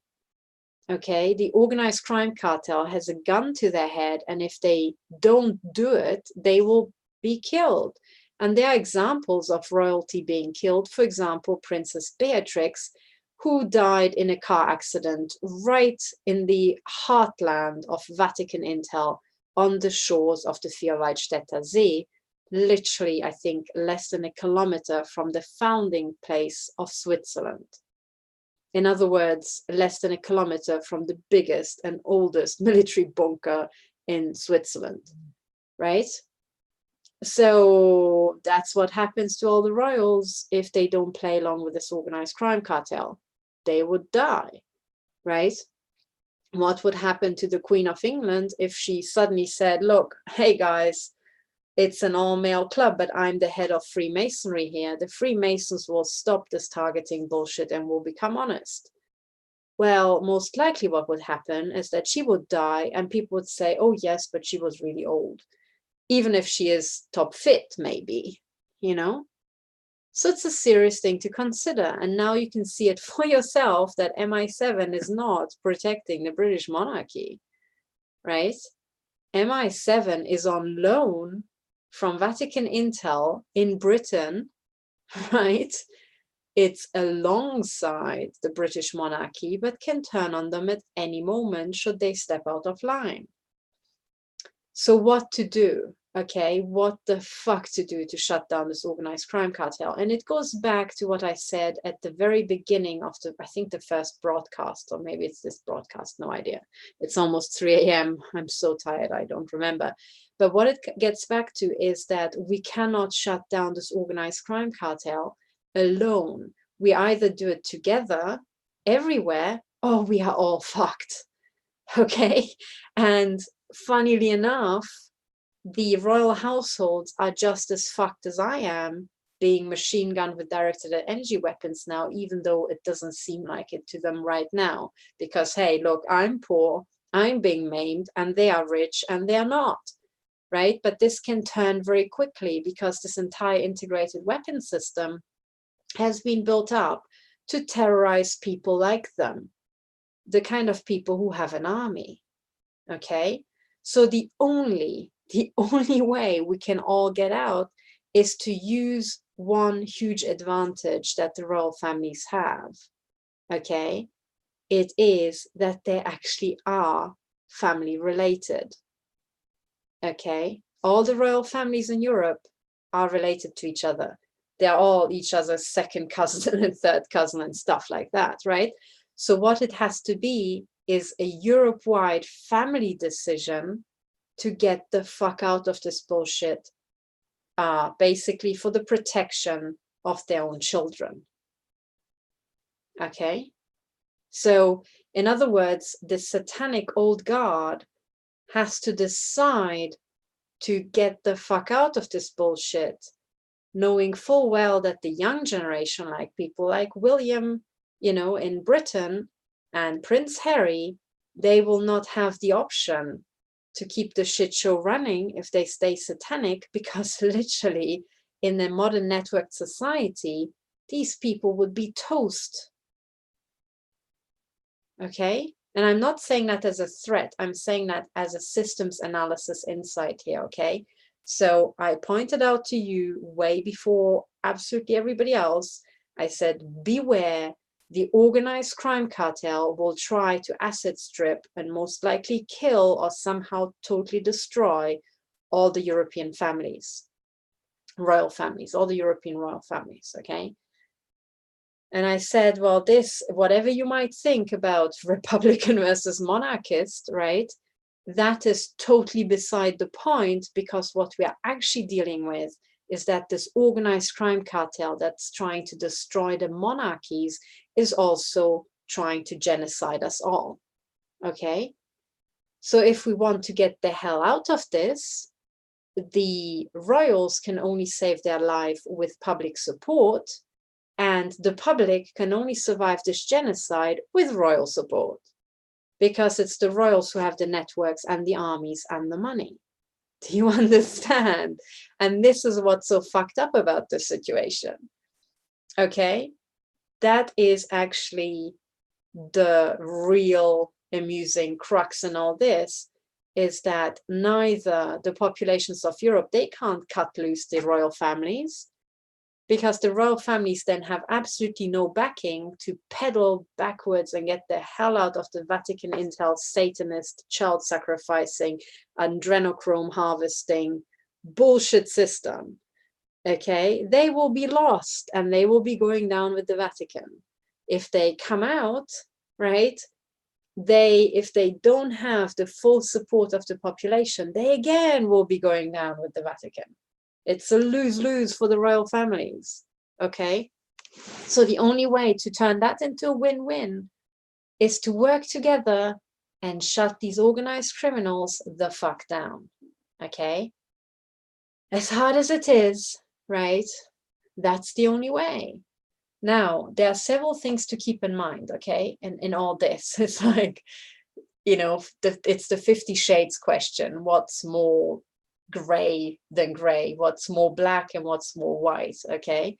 Now, all the royal families traditionally, going back throughout centuries, right, have been pretty much the most brutal, you know, people, the most brutal organized criminals, which is why they survived and stayed at the top and, you know, stayed kings. Okay, so by definition, their heritage is one of organized crime and, you know, terror and killing people. That's just how it is, right? That's the price you pay for being on top. Now, that was a working model back then, but when you have a particularly, let's say you have a particularly psychopathic aristocrat, okay, or let's say a pharaoh, and he makes it to the top, okay, because all the royal families think that they go back to the pharaohs. So anyway, let's go back far enough so that it's not emotionally bound with, you know, the current royal family. But if you have some monarch, some pharaoh or something, some, you know, ruler, and he manages to fight all the other psychopaths off to stay at the top, he has a problem as soon as he has children, because psychopathy is not, you know, that dominant a trait that it would be passed on 100%. So if it's primogeniture, when it's the firstborn son inheriting everything, well, the firstborn son might not be the psychopathic son. So then the firstborn son ended up being killed by the psychopathic son, and then he, you know, held on to it and so on. Well, what do you do if none of your children are psychopathic enough? Well, then the monarchy would fail, because then the psychopaths, who are typically military leaders, you know, supporting the monarchy, would take over and install themselves, right? I mean, it's psychopaths killing psychopaths. So this was a problem throughout the ages, right? That the particularly ruthless mafiosi who managed to get to the top couldn't hold on to it because his children weren't ruthless enough. So the question arose, how the hell do you get your children to be as ruthless as you are? And this is where programming came in. And programming was used way back, way before the CIA and MKUltra. Now, by the time we get to the 20th century, there's an attempt to have mind control, behavioral modification in a scientific manner. And suddenly there's a program called monarch programming. Now, what the hell do you think monarch programming was? It was to program the monarchs, the little monarchs, okay? Now, originally, the cover for all this program was the monarch butterfly. So that was kind of glossing over the name, right? But ultimately, this is what it is. It is to give people a second personality that's not their own, and is typically a very ruthless, programmable personality, you know, that's so programmable that you could even turn a normal person into an assassin. That's monarch programming, right? That is from this entire MKUltra, you know, Nazi upshot, is how and why did the Nazis want to have that sort of thing? Because they were talking about the 1,000-year Reich. If you want to control any sort of realm for 1,000 years, you better find a method to make your offspring just as psychopathic as you are, or else they will lose the leadership, right? And your Reich will not last 1,000 years, okay? Now, in all this, what you have to keep in mind is that when you have Vatican intel or the Jesuits, they become heads of the Jesuits because they are selected from their ranks as the most psychopathic serial killer around. And then they should lead the roost, okay? So it is a merit-based merit. It is a psychopathy-based selection method. When you have a royal family, the selection procedure is different. Okay, it's not psychopathy based. You kind of first have the firstborn, you know, sequence, and then you try your best to turn them psychopathic. Okay, which is why I very much suspect that all the royal families, when they were children, they must have gone through some sort of abuse. And the same is true for all the aristocratic families. And this would have been a very traditionalized sort of abuse that has been a tradition through these families for hundreds of years. And I very much suspect that in the modern age, in the 20th century, Vatican intel tried to enforce, kind of meddle in this with scientific methods. Okay, so now where am I going with all this? Where I'm going with all this is to say that the global crime cartel, aka the Vatican, aka the Jesuits, right, aka this entire global intel system, they are all natural born psychopaths. They are selected to be ruthless and psychopathic. They are groomed that way, they are trained, and they are natural psychopaths. It's absolutely impossible to change them because they are genetically psychopathic. The only thing you can do is either jail them or shoot them in the head. Okay? When you go to the royal families, they are not natural born psychopaths.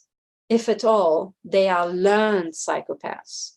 They have been taught how to be psychopathic enough to withstand this psychopathy environment, right?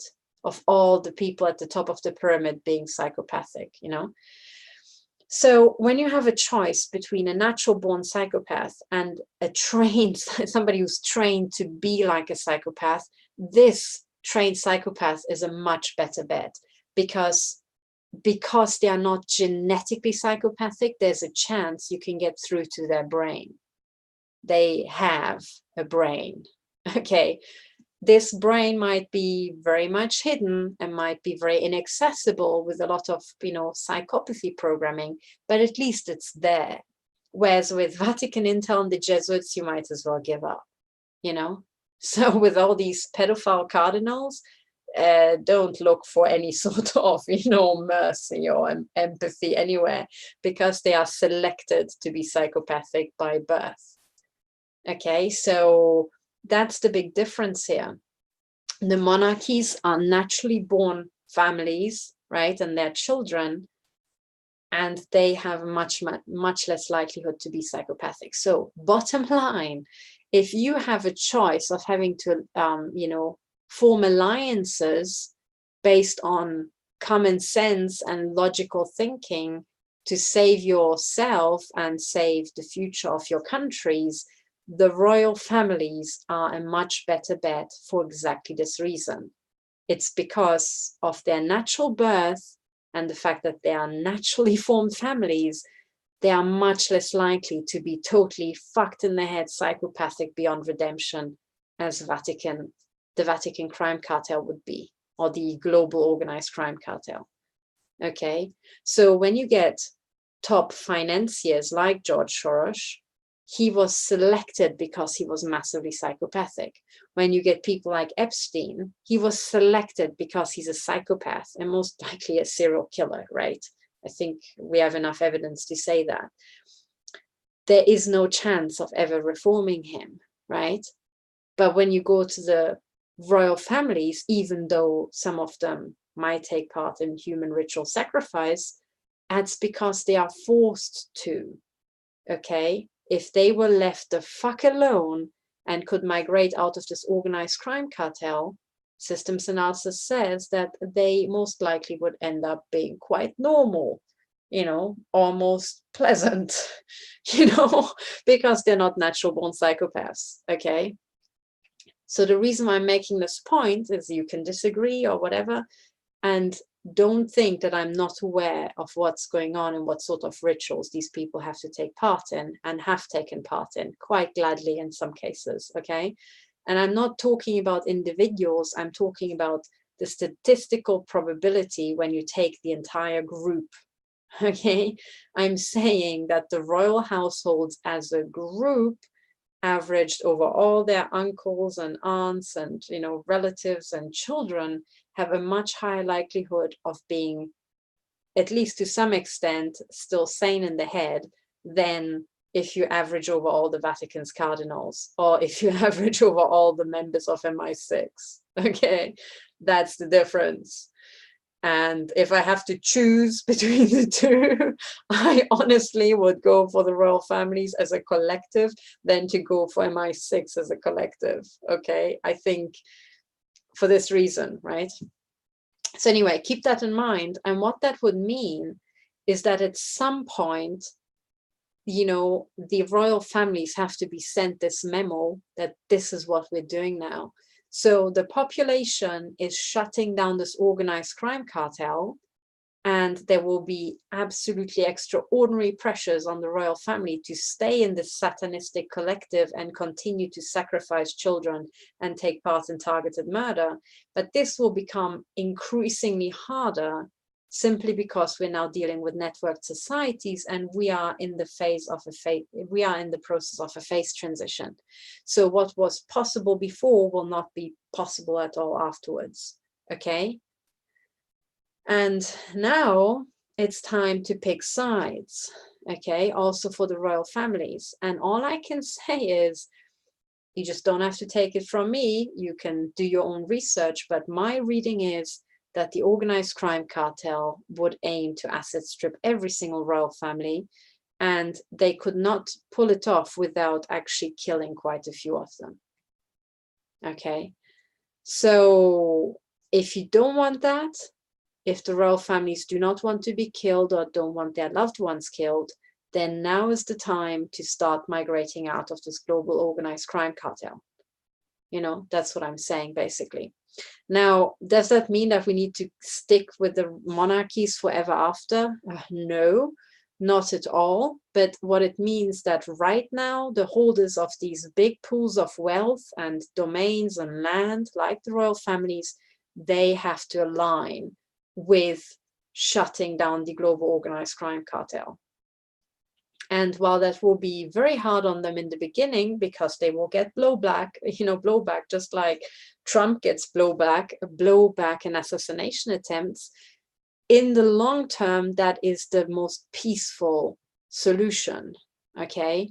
Because if the entire European royal households decided collectively to shut down this organized crime cartel, we could do it worldwide in one go. And we do have the software methods and the networks and the surveillance power to really find all of these last criminals. For the first time in history, there is a real chance of finding these criminals much quicker than they can get out of bed, so that we could all live a much safer, and happier life afterwards. And this is the first chance we have, at this. I think this is the first chance ever in the history of humanity. And the downside is that if we don't take this chance and we fuck it up, we will be faced with a massive genocide. And after the genocide, there are reasons, again, going back to complex systems, that actually tell us that you cannot run our world with just 900 million people, or how many people they want to end up with at the end. You cannot do it. And it goes back to the complexity of our systems. So with our modern complex systems, and this is computer systems and many, many other systems, you actually need the manpower to be able to run them. It is not true that you can just have, a much reduced set of just autists who will then be debugging your code. That is bullshit. That is total bullshit. So anyway, this is the backstory, and this is what you should keep in mind when you read this sort of stuff. I hope you understand what I now think about, why I am I'm not really pro-monarchy, I'm pro-republic as a principle, but why right now I would caution against anybody who's advocating, taking down the royal families right now.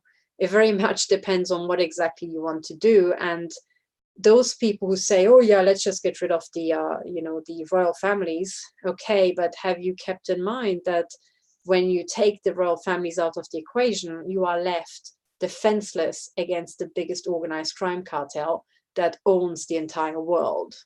Who's gonna fight that, right? So it's for this reason that things are a bit more complex. And as always, just like throughout history, nobody can do it alone, and we have to build sensible and healthy alliances. And the real goal should be to shut down these secret societies, secret services, and secret this and that, and migrate out of organized crime back into sanity. Okay, so that's, if I had to send a message to the royal families, this would be it. This is our one and only chance to shut this bullshit down, and we should take it.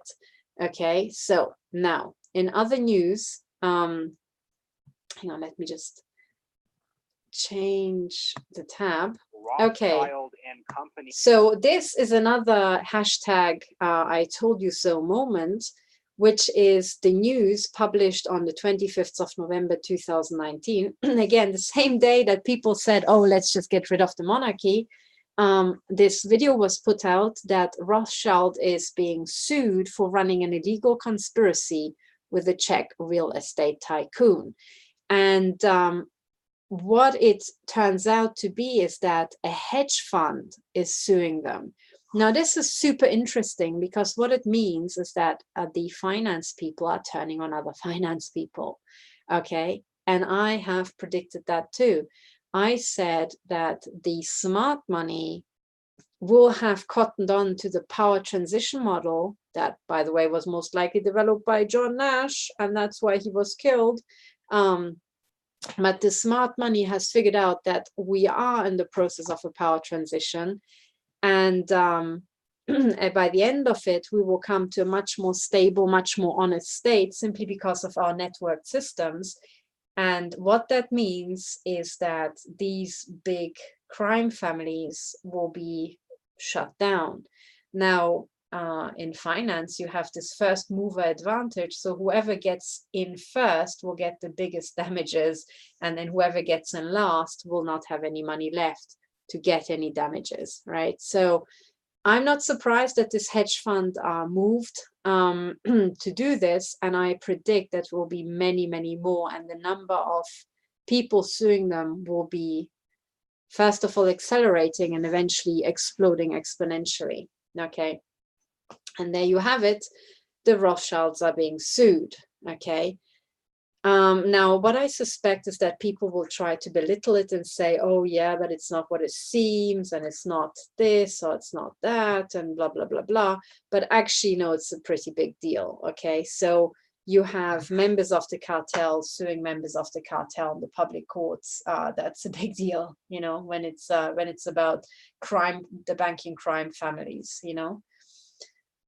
So what you have to remember is that hedge fund managers are just as psychopathic as the Jesuits and, you know, everybody else. And when they smell weakness, they pounce. Okay. So I think this is kind of the moment when you pour, you know, chowder into the piranha tank, and suddenly it just goes woof, you know. So that's what I very much suspect is going to happen here. Okay, now in other news, and I'll try to pick up some speed, important broadcast that you should watch, okay, for your education and to know what's going on. There has been, there was a very good interview of Katherine Horton by the Corbett Report, and it's called Where Did the Missing Trillions Go? Now, I didn't even have time to listen to all this because I was traveling. I just listened into the broadcast, and it's, as always, absolutely brilliant. Now, the missing trillions are crucial if you want to survive, and if you want to stop this genocide. We need the money back. And remember that the banks know where every single penny went, because the money is being transferred through the banking system. Okay? So money, as I always say, money and data never get lost in this world. Okay? Money and data is never lost. And I'm not talking about your USB stick that you know, drop into the toilet by accident. I'm talking about big data volume. There's always backup copies because it's just so valuable. So money and data are pretty much the same thing these days. Data is also money. So the two are never lost. So, but the other thing about this interview is that Katherine Horton also talks about mind control technologies. Now, I've talked to her, you know, for many, many hours when I met her in Zurich, And then also later, at a workshop she organized, and I can tell you that this woman knows exactly what's going on. She's totally in tune with the big criminality. She knows what's happening. She knows all about targeting. She has suffered targeting herself. She knows how criminal the US government and other governments can be. And she's also a woman who litigated against the US government. Okay. So I absolutely urge everybody who doesn't know her work yet to read up about it, or, read her website, which is solari.com. And she publishes the Solari report, and also listen to her interviews online. Also the previous interviews, they are all still valid. Everything she says is valid to this day. So please read up, and more and more as we're moving forward with shutting down this organized crime cartel, there's also financial re-engineering that has to happen, and there's a currency reset that has to happen. And financial analysts like Katherine Horton can really help you understand what's going on. So that is super important. Now, next item on my news reel is... Okay, this is now towards the end of the broadcast. I just have this one announcement to make here. There's a news item that was published on the 23rd of November 2019, which is Google finally admitting that others can access the camera on Samsung and Android smartphones. Yeah, no shit, Sherlock. So this, by the way, look at the image. Oh, sorry, not this one. The image here shows the all-seeing eye, and that's very accurate. It is basically the organized crime cartel that is staring down at you through your phone. Okay. And this organized crime cartel pretty much will get as much data off you as it can to human traffic you. Okay, that's the whole story. So I leave it up to you to read this in detail. But what I would like to say is that with all this stuff, it is sold under surveillance, but it is not surveillance. There is nothing to surveil about you. They know about you, once you've been watched for a year. Well, they know where you go shopping, they know the kind of women you date, they know your wife, they know your children, they know your bank details, your emails, they've got everything. What the fuck is there to surveil about you? It's not surveillance, okay? It is human trafficking. And what you need to understand is that in the olden days, when you trafficked humans, you actually transported them from A to B. These days, the humans stay put and their data is transported from A to B. Okay, so when you are medically trafficked, that's a form of human trafficking. You get chipped, you roam around living your life, but then you get raped and tortured, or your body parameters are being read out. You are covertly fed some medication, and then they read out the effects, and then they access your medical file. That's the sort of human trafficking we're talking about. There's also modern sex trafficking. Modern sex trafficking can consist of your genitals being implanted and then access to your genitals via mobile phone being sold to a bunch of perverts who live in the street. Okay, and then the first thing you know is that people point mobile phones at you, like happened to me, and you get raped. Now that's sex trafficking. Okay, but there are other forms of sex trafficking. If you have eye implants, right, keep in mind, Google now admitted that the organized crime cartel can access your phone camera. I'm telling you, they can access your eye implants, which you probably don't know you have, but you most likely do have it anyway. And they will just access your eye implants exactly like they access the camera on your phone, and then they can see through your eyes. How can you traffic that sort of data? Well, if you go into the shower looking at yourself in the mirror, they can sell the image of you naked in the shower, to your pervert neighbor who might pay a subscription fee to see you naked, or they will sell what you do in the bedroom as seen through your eyes to the perverts living down the street or maybe working at your company, right? How much money do you think people could make selling, this kind of stealth porn from your life to the perverts in your life. Do you have any perverted colleagues or neighbors, or do you ever see any perverts on your daily commute? Well, those are the kind of people who would buy it. Do you think people could make a lot of money with that?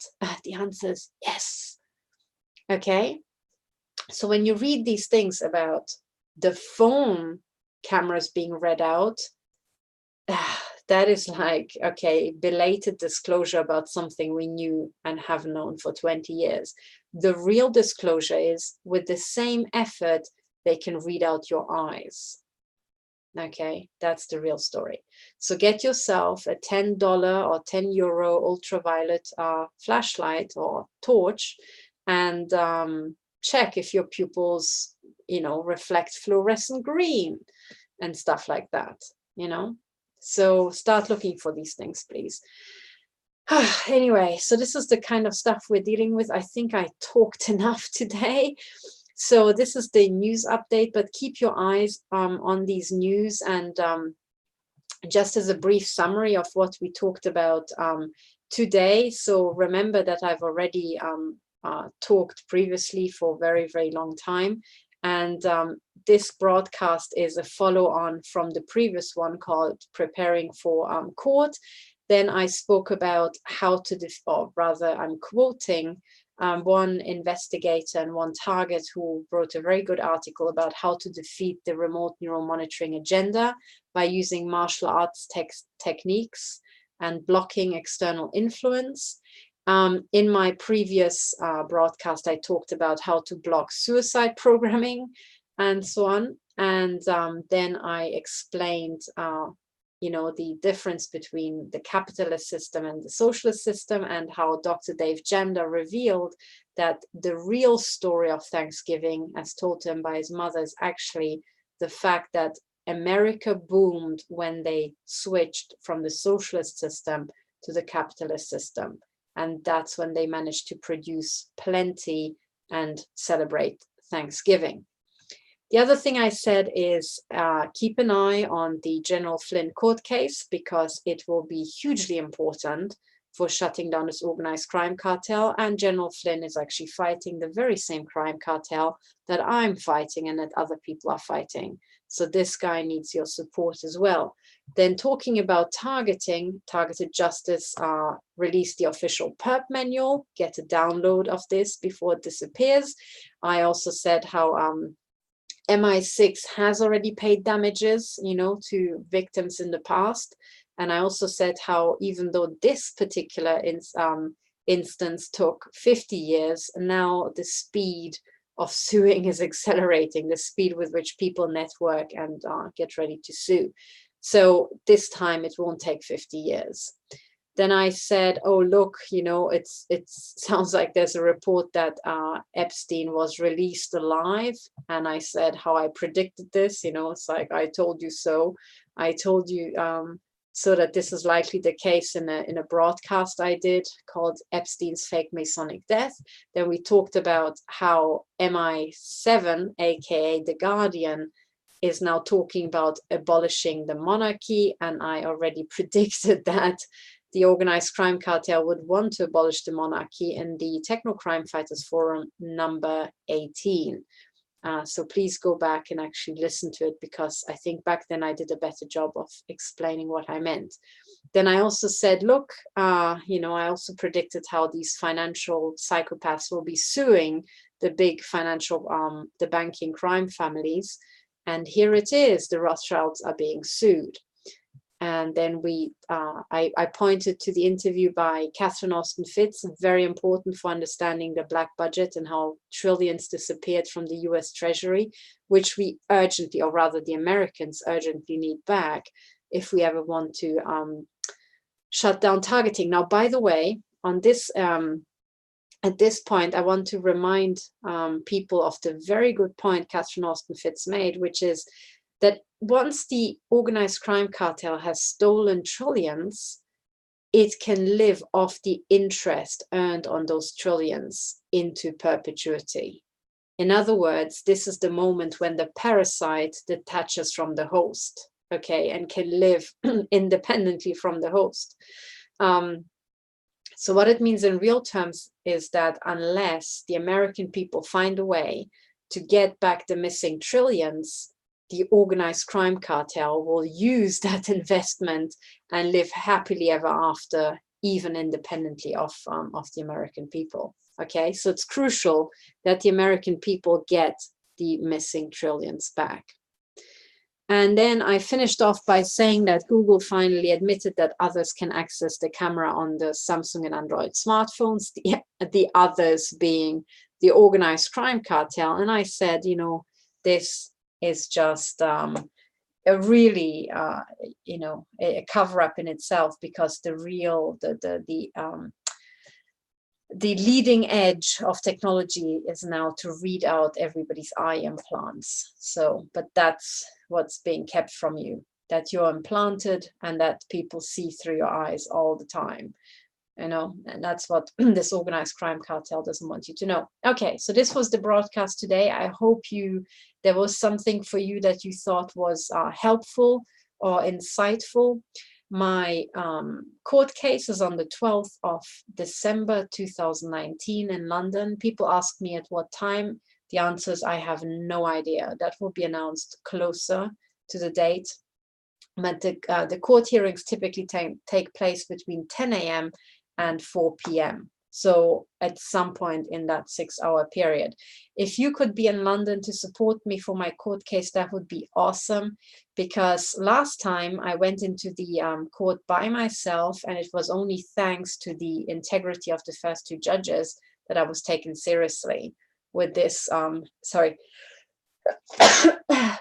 My nose implant was set off. I could feel how they were vibrating my nose implant. Sorry, my nose is implanted multiple times, and remote controlled sneezing is one of the things they amuse themselves with. But anyway, so the point is, please come to London, exactly because of these motherfuckers remote controlling me. And I really need all the support that I can get. And if you could fill the auditorium of that court, it will be court 37, that's where injunctions are heard. That would be really good, because then the judge would first of all realize it's an important thing that a lot of people care about, and second of all, he will also feel that there's support from the population to have to shut down, and hopefully he will have the courage to go up against this organized crime cartel and say enough is enough, and we do not torture and rape people in society. Even if it makes a lot of money, we don't do it. So that's what we are. That's what I'm fighting for. But anyway, thank you so much for listening. And I also want to say that you can find my Patreon site. And I would like you all to support me on that, because I need your money to fund all this.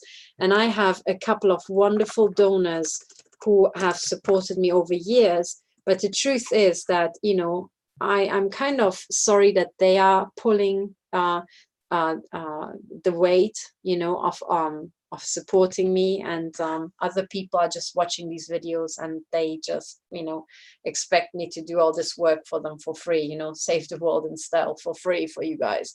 Please support me. Now, one way you can support me is if you go to my Patreon site and become a patron.